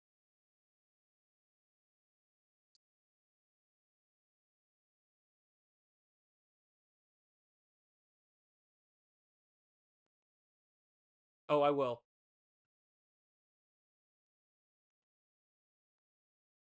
Okay, you can't hear it. All right. So that just gives you a sense of what the video looks like. This is another channel that I want to highly recommend. And I can't, I'm so annoyed that I can't get the sound to work. Hold on. I wish there was a way to do it. Oh, gosh. Oh, wait, hang on. Maybe it's in here. Hold on a second. Custom, none, border with opacity. Activate system audio capture. Is this going to create a terrible... Oh, I don't need to include the desktop. Let's try if this makes things terrible. Let me know. Ooh, fingers crossed. Fun fact, yes, Goliath is actually Caravaggio's face. I did know that when I was researching it. Well done. Man, I didn't know anyone would know that. Okay, let's let's try this. Hopefully there won't be a terrible echo. Let me know if there's a terrible echo. I will stop immediately. So let me know if you guys can hear this at all. Hyde is the bad side. Some adaptations even have Jekyll and Hyde as rivals to each other, interfering in each other's affairs and sometimes even outright interacting with each other in specific instances where the two sides are somehow separated. Other adaptations depict the relationship between Dr. Jekyll and Mr. Hyde as something more akin to dissociative identity disorder, or DID, which was formerly known as multiple personality disorder. So this video and this guy's videos are fantastic. Okay, you guys have got it. Excellent. Take at face value, I turned up my volume, so turn down yours. Or identities inhabiting the same body seems to fit in with the generalized description of so DID, he which breaks is it down, and it is fantastic. So please subscribe to this guy's channel. It's a fantastic channel. You're not going to get a lot of different stuff on it. He doesn't put out his videos a lot, but when he does, boy, are they fantastic. So check this guy's videos out. They're great. They're really, really great. Really enjoyed his stuff. Okay. Here's another channel I want you guys, and I guess I have to click this again. I thought no, actually I got it. So this guy's channel I've been really excited about. If you're looking for a guy, this guy reminds me of every single person I grew up with. He looks exactly like this friend of mine named Travis Wright that I grew up with in Chattanooga, and we were big buddies in elementary school. Just a terrific guy. This guy is probably about maybe 15 to 20 years younger than us. I don't know. I don't know how old he is. I can't tell. I just know he's a dad, and he seems like a really nice guy. It is the internet. You never know, but I'm going to assume he is. He seems, I'm just that way. And sometimes when you look at people, you're like, he seems like a really nice guy. So that's my take on him. I like this dude. So if you don't know this channel, check it out. He does dissections of movies, and he's not always saying, well, this is what the artist intended. He just does a great nerdy deep dive. And I really, really connect with this guy. Again, he reminds me of the people that I grew up with, and he's got a big heart, and he's like me. He's not above getting He's like, I'm hokey when I talk about stuff I love and things I'm passionate about. This guy is great, and he does a great job on his channel. He talks about the Twilight Zone twists, and he's been doing the series of videos of what's the big twist. But I just want to give you guys a glimpse of him if you've never checked him out before. What an interesting guy. Still a chance to save Lucius, and Ivy is willing to go any distance to save his life. Ivy's running toward hope. Let her run. The next day, Ivy is still running towards that hope. That is until she comes up on a giant hole that then gives way on the edge that she's standing on, and she nearly falls to her death. Luckily, she's able to grab onto the roots that were left from the tree that fell and caused the hole and climb her way back out. Only now she has another problem. Her cane cracked and is now broken, but when she snaps it in two, she hears another stick in the distance snap as well, and he's recalling what hurt her because the acting throughout this whole thing is really good, and Ivy's character is the same before, during, and after the twist. Now, the predictability is a 62, and I know a lot of people... So, check these channels out. These guys are fantastic, and I've really enjoyed watching their stuff. I'm always looking for things to watch when I'm working. You guys know I'm... the other day, I was working on artwork for 18 hours straight. I forgot to even eat. So I was working on the painting that the commission I'm wrapping up, actually. And I need stuff sometimes to listen to, which is something I'm conscious of when I'm doing, YouTube streams. I always think, if somebody wants to put this stuff on, if they can't look at the screen or if they just want to relax at the end of the day and I want to show them stuff, it's so fun, and I enjoy doing that for you guys because I don't know, that's what we do here. It's great. We talk comics, we talk all kinds of crazy stuff. So let me see again if I can find. Hey, there it is. Every now and again I will get something right. There's a 30% chance that I will get something right. So I got a new book, and I'm so excited for this book because, as you guys know, I'm a massive Frankenstein fan, massive fan of Mary Shelley's original book. Let me be clear, huge fan of that. And I want to say a couple things really quickly. I have not seen Guillermo del Toro's Frankenstein. I'm sure it's going to be visually beautiful. But just reading the plot synopsis of the movie, anyone who tells you this is the most faithful adaptation of Mary Shelley's work has no idea.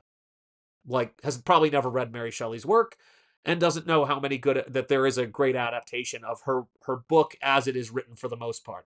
And that is the Hallmark 2004 miniseries. It was a 2-part series, actually, that had the guy who played Prince Nuada in Hellboy 2 as the monster, and several actors that you will recognize, including Dan Stevens from Downton Abbey, and the actor from the Dune TV miniseries that Sci-Fi did, who played Paul Atreides. So some interesting actors in there. It is the most accurate. I think, actually, speaking of William Hurt, I think William Hurt is in it, who we just saw a clip of in The Village. It is the most accurate to the novel adaptation you will ever see. Guillermo's is definitely not. But I'm a huge fan of Guillermo del Toro as an artist. His visual sense is breathtaking. I have tons of Guillermo del Toro representation around my room, including the vampire from The Strain right there. I have a giant statue of that vampire. But I'm also a big fan of his chief creature and monster designer, Mike Hill, who does all the sculptures and creature work. And Mike Hill does the occasional painting. He's no Rick Baker, and he would say that, but Rick Baker, Luke Goss, thank you so much, Mr. Monkey Boy 1969. Yes, Luke Goss as the monster. And I've actually done a Pizza Live where I showed stills of it. It's not as fun as watch-alongs. That was something I came to a little while into Pizza Live, about 4 or 5 episodes in. But this book right here is gigantic. It's expensive. You may want to wait for the price to come down. But it is essentially, for all intents and purposes, the art of Frankenstein. And Mike Hill did a painting for the cover. So it's got a Mike Hill painting. It's got tons of concept art and artwork and photography. Shows, sketches by Guillermo del Toro and notes from his sketchbook. If you didn't get a chance to see the exhibit that was in Toronto, California, and Minneapolis of Guillermo del Toro at Home with Monsters, in the description for this video, I have a video I made of my trip to Toronto. So if you've never been on this channel, you've got a YouTube video that shows me looking at all of the incredible originals he has, including Arthur Rackham originals. I'm sure he owns Amano originals. I wouldn't be shocked at all. But this book is filled with a lot of digital work, some traditional work, some sculpture that shows all of the stuff that is going into this story, and it's just fantastic. Actually, what I'm going to do, let me do this. Yes, the play with Benedict Cumberbatch was an interesting interpretation. Saw it when they had it in theaters temporarily. I've heard good things about it, and I've seen the creature design. I'm going to move my precious dragon painting commission that I'm doing. Actually, hang on a second. Let me do this. One sec. I've got to move this somewhere super safe or it's going to stress me out. Hang on.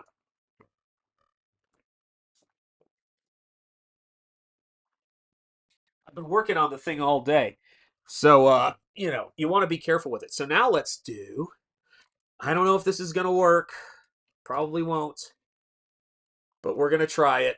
Because God loves a trier, they say. And so I definitely fall under that category.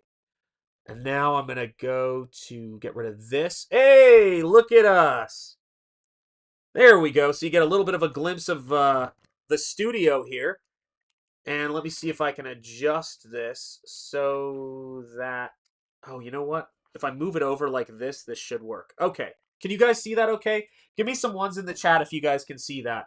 The iPhone is always going to give it a better... you're going to get a better picture with the iPhone. If I do it that way. So Mike Hill is the creature sculptor. Oh, my stars. Hold on a minute. I got to put something there. Because... Shoot. How do I do this? I feel like there's a way... Oh, you know what? Hang on. Let's see. Is that a small piece of cardboard or a big piece of cardboard?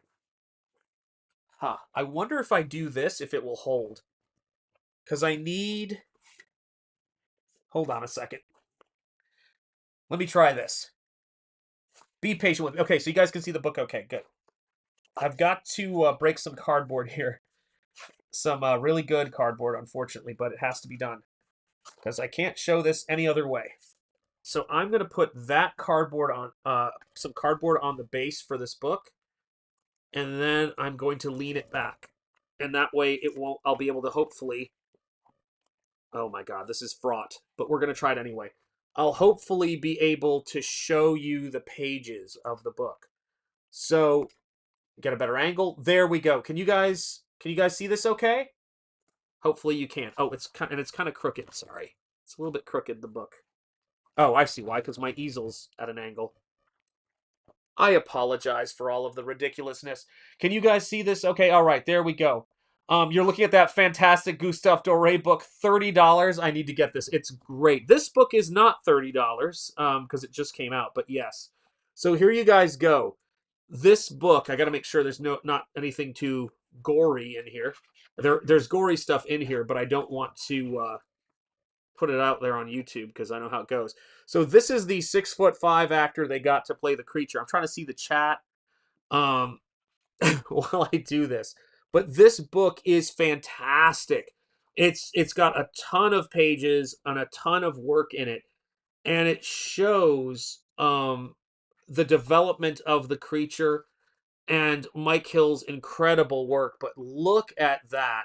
Look at how aesthetically cool that is. He didn't want to have, like, he first was thinking, I'm going to do the Bernie Wrightson, you know what I mean? The Bernie Wrightson, no skeletal nose on there. You know what I should do? Hold on a second. I'm going to turn this camera off because that light is blinding for you guys. Hang on a second here. Where is it? Okay, good. There I go. And so when he was looking, I'm gonna move the chat over to this side so I can see it a little better. Looks good, super sharp, awesome. Glad to see it, guys. Thank you guys for letting me know. So here you go. We've got this look at the creature. So he wanted to do the Bernie Wrightson thing, but he said it just didn't work on the actor. He was too inhuman. And it just didn't make any sense. And so what he did was instead is he did like a complexion change where he has this kind of blue-gray skin on one part of him and then this flesh tone bit on the nose just to kind of make a nod to the Bernie Wrightson design, which he loves. But this is a look at, if you guys can see, of the various designs in the lab he was doing. So he was sketching, trying to figure out the anatomy. And then this is what the creature looks like. When it first comes alive, the hair hasn't grown in yet. And so you can really see all of the work and the detail of the anatomy. Isn't that crazy? Mike Hill is a genius. And again, right here is a look at the Guillermo del Toro sketchbooks he does when he's trying to figure out how to put things together, like how to make the artwork look and how to design his movies and how he wants things to be connected.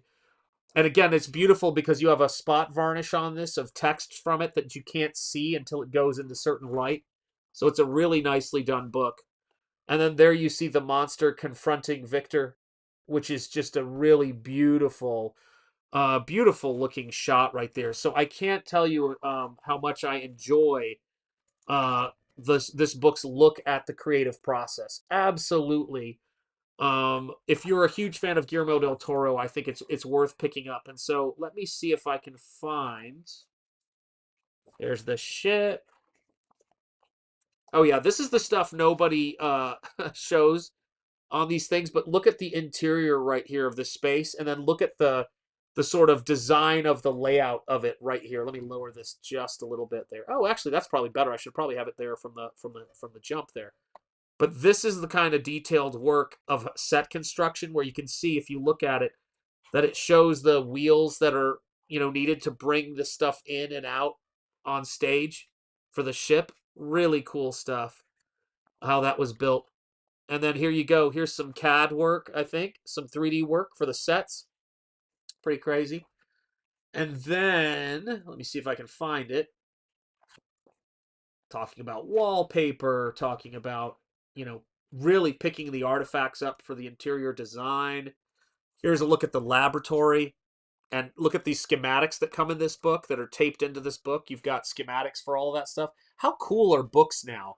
When I'm so excited to be getting ready to print up Nosfero for you guys who backed it. I cannot wait to get that to you guys. Make sure you post images once we get to that point where you guys are getting it. I'm getting it shipped out.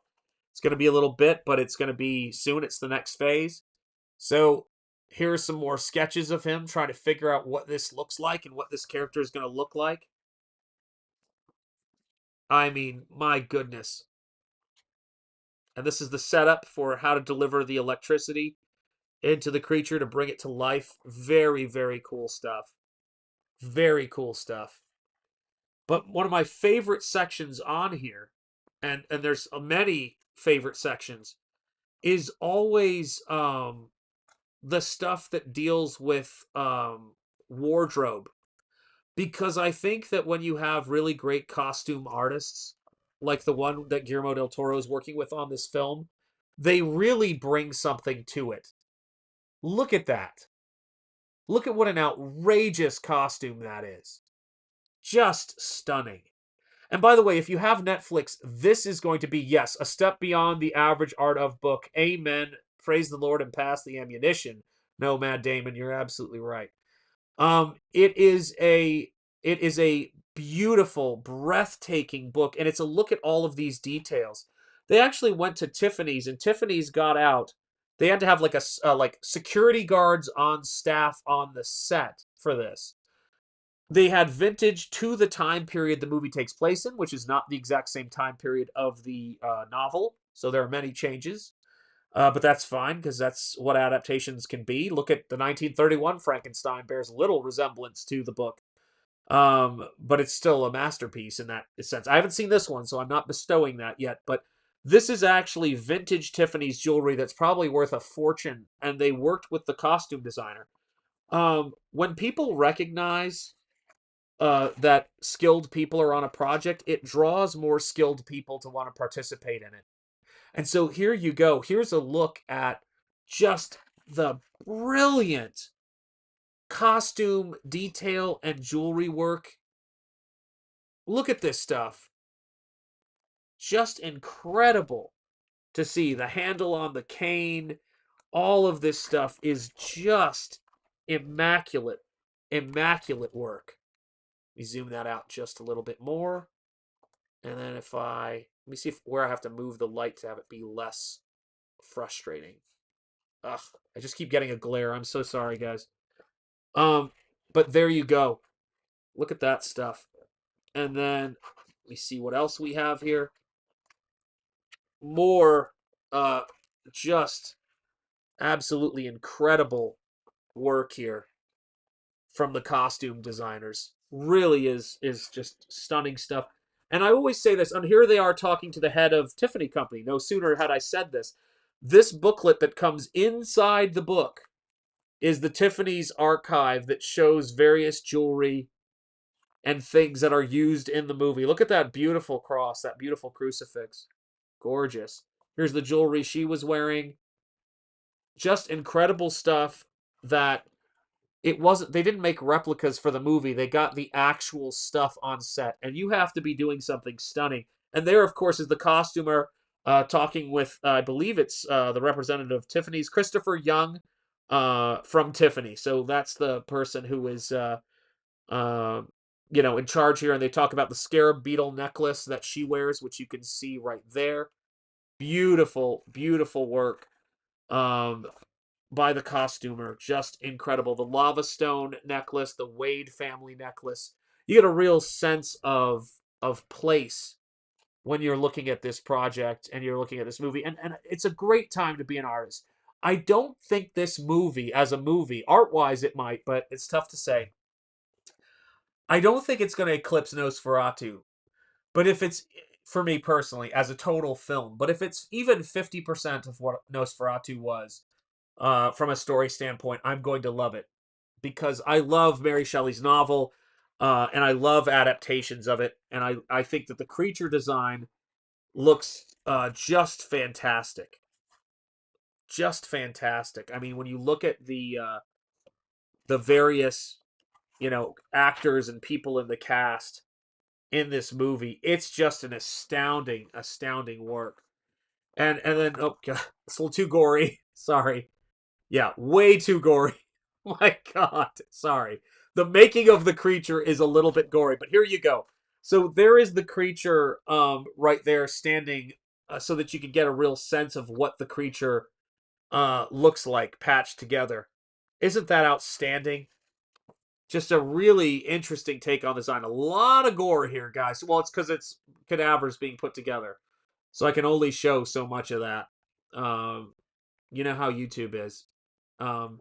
And then, of course, as the creature goes through the trials and difficulties of his adventure, he comes out a bit the worse for wear. But that's the story of the joy of Frankenstein and in the novel, even if it's an incredibly different journey that we're talking about. And so, what I hope you guys are seeing, and you guys know, when it comes to my studio space. Oh my God, is this heavy? This book is absolutely ridiculously heavy. It's a large book, and it's a very, very thick book. I mean, it is completely crazy, but really can't say enough good things about the books I've been seeing. But you guys know when you come here to the studio, and actually, since I don't have my painting here anymore, let me move the easel so you guys are fully in the space. That sound good? Let's do that. Let's do exactly that, my friends. Let me see. Where am I? Let's turn on. Oh, is it this one? Hey, there we go. That looks like I'm there. So yeah, so when you guys come into the studio, and I think you guys can see, in addition to my fulfillment table that's over there, which is why you see those comic book boxes, in addition to my absolutely terrifyingly messy desk, it is filled on all walls of my library with various things that are in my collection that I collect, and then just mountains of books. Mountains of books. I think artists need to have a lot of books around them at all times to stay inspired. That includes books by my fellow Comicsgate creators, because I always like to see what everybody's doing, how people are pushing the envelope. That's what inspires me. I think Nosfero is going to be such a beautifully printed book. And then every now and again, something comes in the mail that I ordered on eBay that I had no idea was going to when it was going to show up. But I think it's a fun thing to show you guys, because I do talk about it a bit. So this is a special edition with free caps inside, or cardboard pogs, for lack of a better way of putting it. But I bought this special because when they did the final edition of Threshers, or the main edition of Threshers that went out that Shane Davis bought when he was a kid, it didn't come with the free caps inside, but it also didn't come with this particular cover. And this cover, for some reason, on all the other covers, they photoshopped out the cover artist's name. And here you can see, for all to see, in 1994, Andy Smith, must have been very early in his career. I was 17 years old when I did this book. Did the cover on my first professional job, and there is his name on the cover. And Bart Sears did the inks, I believe, and Andy Smith did the pencils on this. So there you guys go. And on the back, when you look at these caps, there are two caps, that one right there with the alien face, that are drawn by a 17-year-old Shanth Enjeti, taken from a panel in the comic book. So that's the fun stuff that we get to do here, and that's what's so fun about Comicsgate. And it's just, it almost feels like so many of these things are just crazy. Yep, you can see the Ralph McQuarrie book over there. I have the Ralph McQuarrie 2-volume Star Wars books over there. They are enormous, just incredible. Let's see. On the subject of Thulu, have you been able to get a P.O. box yet? Not yet. But I did just order. Put some respect on those names. Absolutely right. Put some respect on those names. Nobody puts Andy Smith in the corner. Not on my watch. What was I gonna just say book-wise? We were just talking about Thulu. Yeah, I was actually working and customizing the paint job on my Thulu statue right there because I wanted to bring some more color into it. But yeah, guys, keeping that stuff around and keeping yourself inspired is so important. And speaking of Andy Smith, you guys know this painting right here, which I intend to finish, but I've got this commission that I want to really wrap up.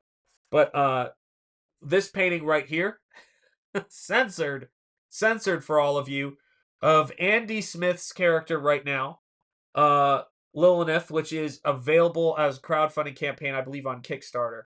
But he also did an Indiegogo launch. I don't know if he's going to do a Fund My Comic launch. But yeah, so I started working on a painting of his character because we go back some, what is that now? 30 years, 35, 31 years. Unbelievable. Didn't know each other. Dan Lawless, didn't know each other. He was in my neighborhood. What would that make it? 44 years ago? We were in the same neighborhood. I was like 5. I mean, that stuff is just absolutely crazy when I think about it.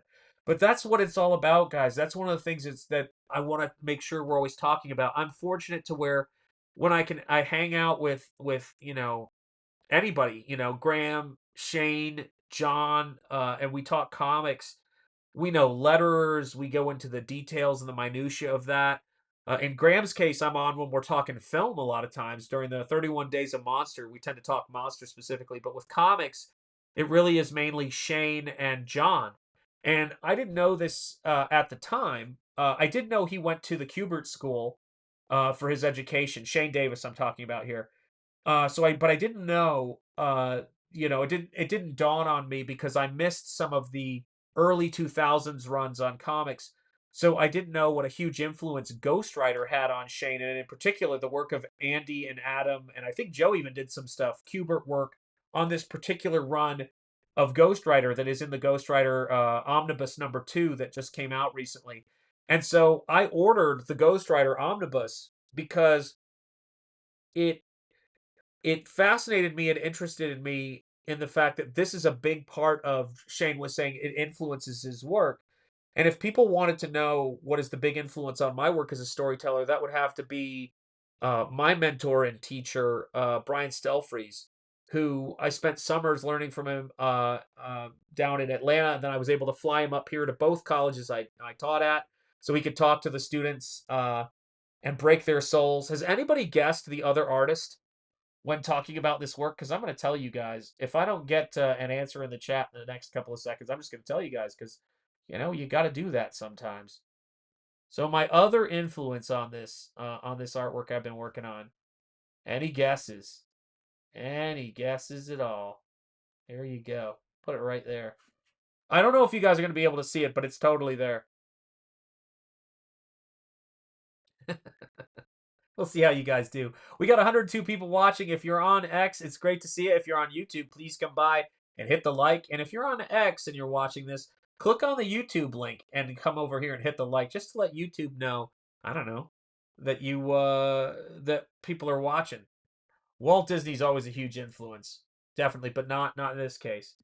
All of Walt Disney artists, Bill Titla and Kay Nielsen, are fantastic.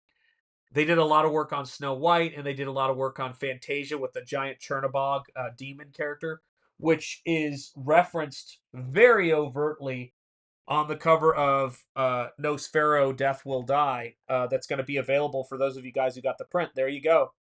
Look at that face up in the corner. There it is. So yeah, God, I cannot wait to get this stuff to print. It's going to be so fun. Bob Ross will always live in my heart. Cursed Heart Creations. Always. I love Bob Ross. Okay, so here you go, guys. Here you go. The big influence on my... Actually, you know what? Let me see if I have an art book that I can show you that is censored enough that I can show you the work. I actually own originals of his stuff that are kicking around here, but I think... Yeesh. Oh, you know what? This'll sum it up pretty well. Tim Vigil. Tim Vigil is the other artist, and Anna is a big fan of Tim Vigil. I definitely know that much.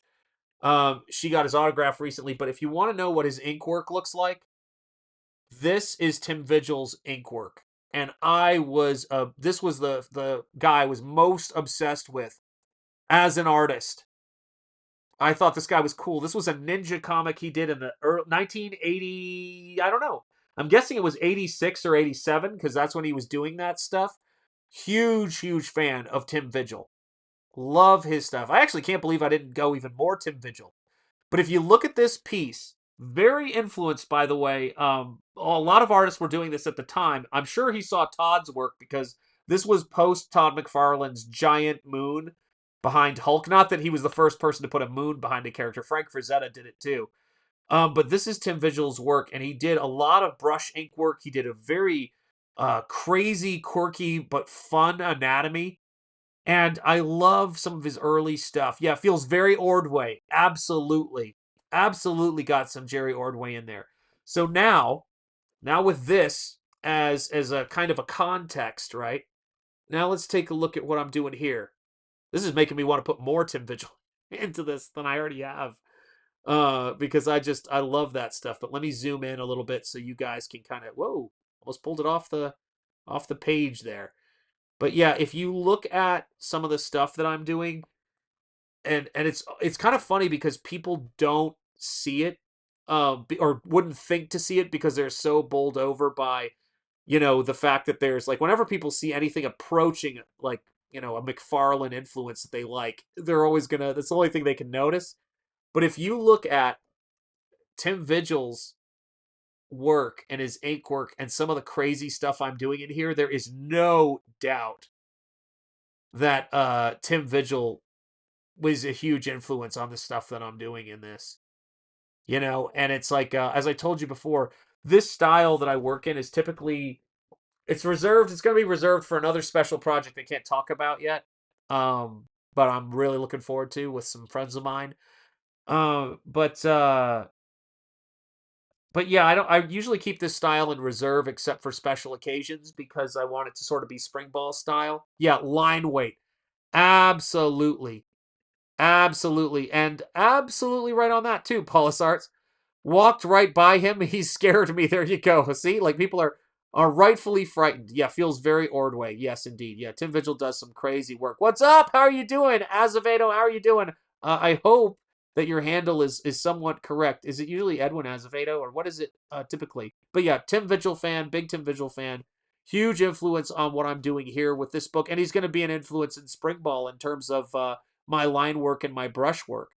But yeah, what's really interesting is his pen name when he was doing his work. There are so many weird connections. So you guys know all of my streams end with Made with Liberty and the U.S.A. Ooh, actually, here's a couple more Tim Vigil. Oh, God. Sorry, I just saw something so great that I have. that I'm going to have to talk about. Man, I am knocking stuff over left and right. Heavens to Betsy. I've got a lot of stuff. Make sure there's no addresses or anything on this one. Okay, good. There's not. So here is a piece of that same character called Nightmaster. This ninja character. And it is just nuts. Zipatone, crazy colors, wild, like chunky, sort of weird anatomy, which I love doing. But just a crazy, crazy piece right there, right? But guess what was what's also sitting with my originals on my desk? An original art by a buddy of mine that he gifted me. I just love it. I absolutely love it. My brother Bosch Foston sent me the original to his Springball piece. He did this for me. Actually, let me hide this. He did this so I can show you at full screen. Let me remove this. He did this for me. He didn't have to do this for me, but he did this for me after I did a trailer for him for Pigman. I just said, hey man, get me some artwork. I'm gonna make you a killer trailer. And so as a bit of a thank you, he did this Springball drawing for me, inked it, mailed it to me. For my money, Bosch does probably it's tough to say because Malin does a great one too. Jeez, that's a tough call. I love Bosch's Springball. He gets Springball the most on model. Ethan did a pretty darn good one on the Kings United cover, and then Malin just totally puts his own spin on it, and that's the thing I love, his own spring on it, so to speak. That's what I love about Malin's cover. I'm still bowled over by all of this, guys. You know, my cup runneth over. I can't overstate that, guys. It's I'm very fortunate to be around fellow artists who are as crazy driven, and I can talk about things I like, whether it's, you know, Ayn Rand and Steve Ditko with Bosch, and Bosch is getting me into Alex Toth in a major way, which is so great. Every time I stream with Bosch, not Toth, Bosch. Every time I stream with Bosch, I learn something new, and Alex Toth is one of those things. I was trying to get that sentence out, and it just didn't work for me right there at that moment. But yeah, I love that stuff. So of course, when I started thinking about, well, I'm going to do some artwork of one of John Malin's characters, I'm like, John really pushed it with Springball, so I want to make sure I really push it when I'm doing an illustration of his characters, and so that's where I went when I was doing this piece. I just said I'm going to have fun, and I'm just going to do something for myself as just a way, you know, and I'll share it with John when it's wrapped up, but just a way to kind of show my enthusiasm for all the great stuff that's going on in Comicsgate. You guys know this. I've done a ton of trailers for people, reach out to people to try to promote their stuff. Yeah, seeing artists draw your characters is always a huge honor. Yeah, it's so cool, man. It's great, man. You know, okay, good. I'm just making sure I got everybody's name here with all this stuff. But yeah, I mean, it is. It's very cool, you know, because and oftentimes I get a message from people, and that's the cool thing. It's like we connect with each other's work, and that's a real sign you're with the right people, and people who get it. Like John, I'll say this. Here's what I'll definitely say about John. John gets Springball more than anybody else. And I've actually let John get a look at more of the story than I've let anybody see at this point outside of very close friends, the misses and things like that. Just get a look at what I'm doing with the story. And and just in our conversation where John was giving me some thoughts and some notes of things I could improve, things he'd like to see, things that needed to be clarified, which was very generous of him to do, incredibly generous of him to do. Because it's here's the thing, his feedback is very good. It's good feedback. You can tell he knows what I'm going for, knows at least most of what I'm going for, a lot of what I'm going for. And so yeah, it was like it was funny because it's like doing the trailer for Black Riding Hood and all of that sort of stuff. It's like we try to do those things for each other because as artists, you know, we're very isolated. We need you guys.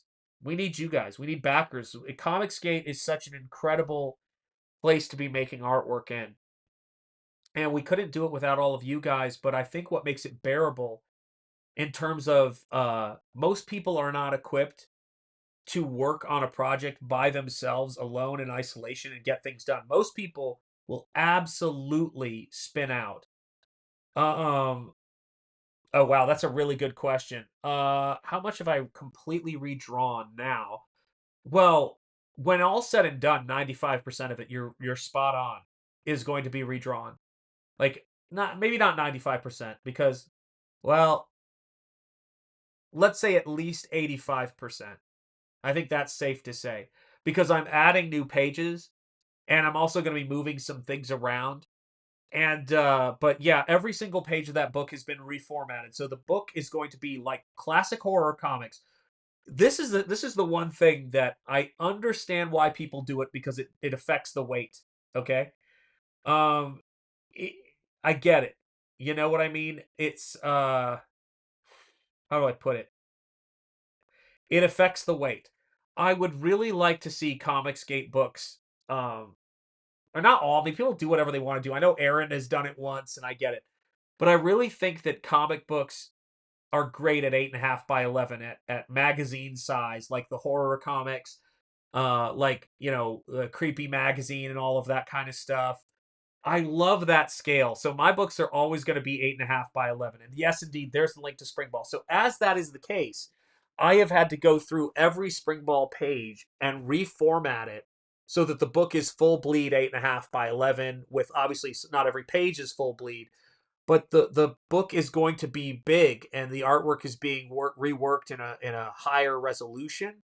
And it's just going to be killer, because I want you to be able to have Nosfero. If you were fortunate enough to get Art Book 2, which I know Mark's Music Obsession is getting, but Art Book 2, Art Book 1, Nosfero the Crypt Walker, the oxidized edition of Nosfero the Crypt Walker, and the art edition of Nosfero, when Springball comes, it's going to have a slightly different finish to it, because I want to do something interesting with Springball.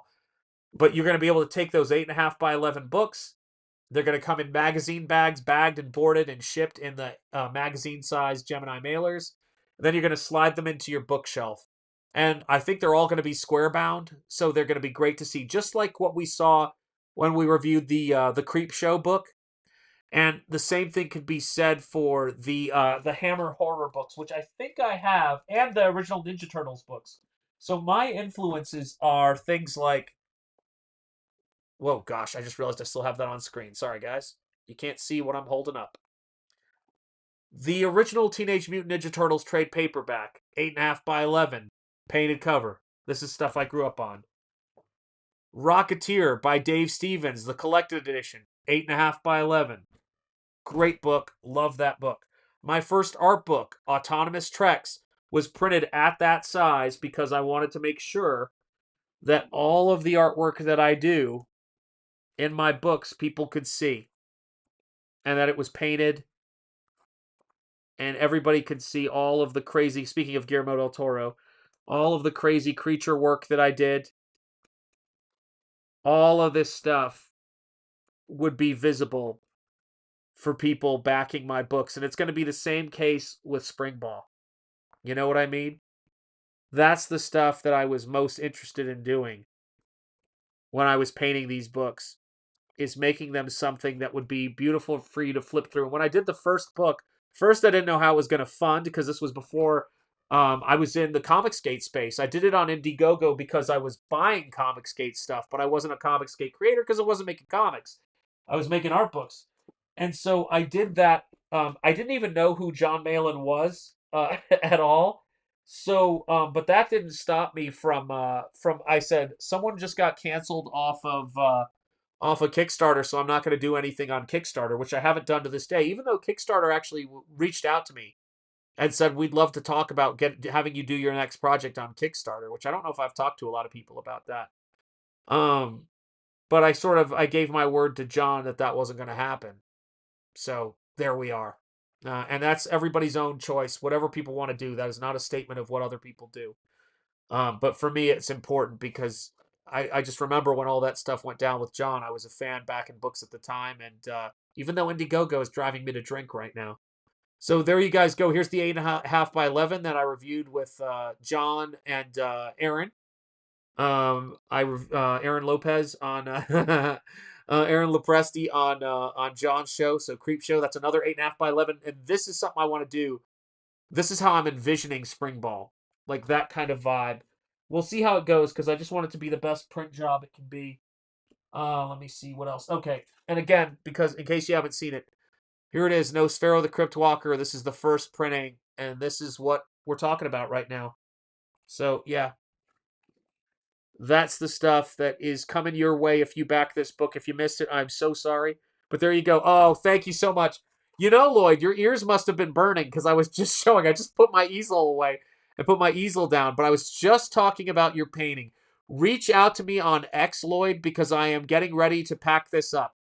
So we can talk soon, and we'll work out the logistics of that. But I'm about ready to rock and roll. I want to have this thing boxed up and on its way to you. So reach out to me on X, brother, because I just had my easel up with your painting on it, and I can't tell you how excited I am. My first dragon painting, yeah, it does look weird now. I really think they didn't know what they were doing when they took it over, and they just replaced things they didn't need to replace, and I think they're trying to figure it out. You know it, brother. It's great to see you, Lloyd. So great to see you. It's been a journey, and this will crack you up, Lloyd. I just had someone hit me up for a painting, uh, that's going to be an interesting challenge, and I don't know if the person's if I could talk about it because it's a surprise, so I don't want to talk about it. Then I find out that they were watching the show with their wife or something. You never know. But yeah, lots of cool things going on, and lots of great stuff. And I want to thank you guys for being here. I hope you enjoy talking about the artwork stuff every now and again, and just the fun of it all, because I do think, and there you can see a little Hayao Miyazaki right there, some Kevin Eastman and Peter Laird, Teenage Mutant Ninja Turtles back there. So much great stuff. Oh, let me show you this before we go, guys, because I know I've got some fans here. There's the Howling Werewolf right there by the window. Let me show you this because I know I've got some fans. Now that we have, oh, hey, Nosfero, loved that book. I'm so, Stephen Rockwood, my brother. Seriously, when you're not in the chat, I miss you, man, just so you know. I know that sounds shameful, but I don't care because I'm a hokey guy. You guys know this. I really, look, I'm a guy who, like, I would drop my kids off I would drop my kids off at kindergarten every day, and they had this little corral in the playground. The kids would wait in behind a fence. So I would walk them to the corral because I was so nervous as a dad. I would walk them to the corral, then I would drive past it and wave to them every single day. And one time my daughter didn't see me waving, and I went, she's going to be sad because she didn't see me waving because she was talking to somebody. Pulled around, came back, and she was hugging one of the teacher's legs, crying. The teacher saw me, goes, "Look, there's your dad. There's your dad." And I waved to her, and she's just like holding this leg, and she was like, so she had a big smile on her face. So I have made her expectations of her future husband absolutely nightmarish. So that's a little gift from me to you, if you ever see this one day. So anyway, but Stephen Rockwood, so excited to show you this book because you are going to, oh wow, that's a really good shot of it right there. You are going to love this Gustave Doré book. It is so fantastic. It is, look at these reproductions, guys. This book is like $30 on Amazon right now. It has printing of text on the pages, on the end of the pages. It has, I'm not getting any money for this book. It's got marbled end sheets in it. I do not know why this book is not more expensive than it is. But it's there's never been a really great book that you could actually handle and flip through, a reference quality book of Gustave Doré's work, and it is beautiful. The Fantastic Gustave Doré is the title, and again, look at that spot gold, and this is beveled. I don't know if you guys can see this because the gold makes it a little tricky, but this is beveled right there. Just a great book. As you can tell, I'm a book nerd. I'm an art nerd. I love all of this stuff. Just been so great hanging out with you guys. We are doing very good art, right? I mean, seriously, what a fantastic artist. Gustave Doré is just, You know, it's funny, too, Lloyd, when I was working on the dragon painting, Gustave Doré's work, I don't know if you'll see it, but Gustave Doré's work is a bit of an inspiration in there because he did a lot of the classical stuff. You know, obviously not so much in terms of color, my influences, but it's crazy. Yep, Nomad Damon saying, I ordered it when you talked about it with John recently. Worth it. It absolutely is, Nomad Damon, and I'm so glad um, that you got it because, guys, if there's nothing you get out of the seeing my studio space, which I really put in some work because I wanted to make a place where you guys come into these streams and you're in my studio with me. I remember when I was talking about this with my brother Rocky. A lot of you guys are subscribed to his channel, but also, um, my fellow Comicsgate, YouTubers and streamers, and I said, we do show the stuff we have behind us, the setup. In my case, it's paintings and then some of the action figures over here and my paint materials. But I really wanted to give you guys a broader view of the studio space and just the sheer quantity of, yes, I have tons of collectibles, but so many books. I have a whole shelf behind the Hulk and Wolverine by McFarlane you see up there. Behind that is a collection of all of my Hergé stuff. So tons of Tintin stuff. There's Guillermo del Toro stuff on the shelf right there.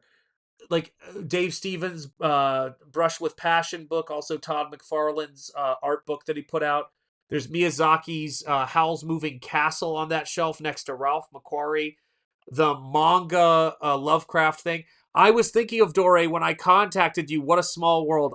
Is it Lloyd? Isn't it feel sometimes like these things are just meant to be? I mean, it's just. I tell you, the paintings oftentimes find you. You know what I mean? And this was one of those instances where, you know, the commission and the commission and the patron and the painting, found me, and I am so grateful. To me, ugh, my phone is bugging. Oh, I'm so sorry. I'm so sorry, ugh. Indeed. I can only dream of having a collection that amazing. You know what? I will tell you this though, guys. Much like with collecting Comicsgate books and collecting my stuff, it's the same with books. Guys, it starts with one book, you do it one at a time. This has been over decades, really, over 30 or so years of consciously saying, I don't have enough books. I don't have enough fiction. I've got to do this stuff. I've got almost all the Tintin books. They're fantastic. I collect the facsimile editions. I know I'm supposed to be wrapping up. I blame you guys. I blame you guys for your support, for all those of you guys who are channel members and Nomad Damon always gifting memberships and people. You guys are great. Let me show you another book, but I blame you. I hold you accountable.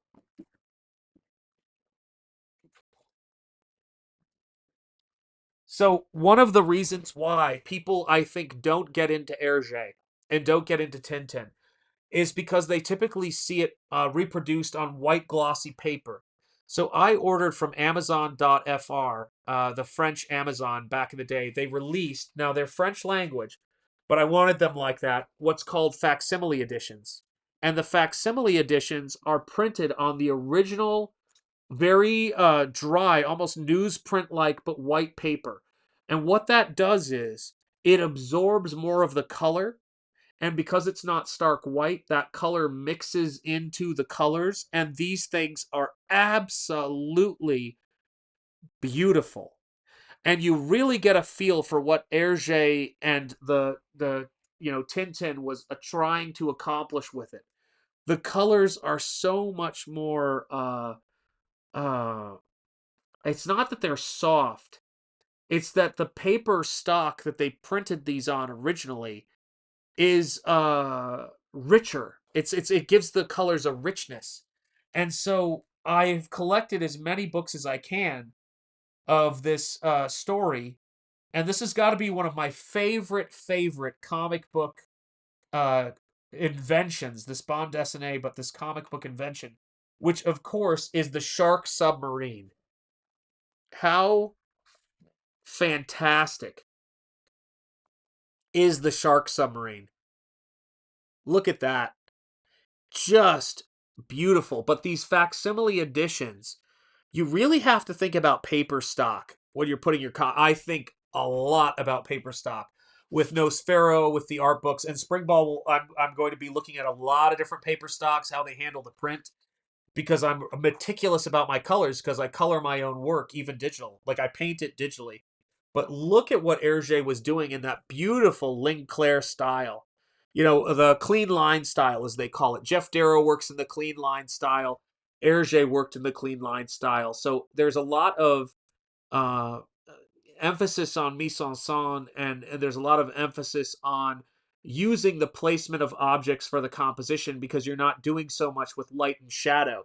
You actually have to use the black areas. Oh, so sorry to hit the camera, guys. I don't want to make anybody motion sick. You actually have to use black as a spot color to drive readability, and it's a very different way of creating work. And it's I can't describe it, but he paid so much attention, even in small panels, to getting the reference right for the ship that they're on. Look at how great that ship is. All of the cars are great. So when I say I have an eclectic taste for books and comics, that is what I'm talking about, you know?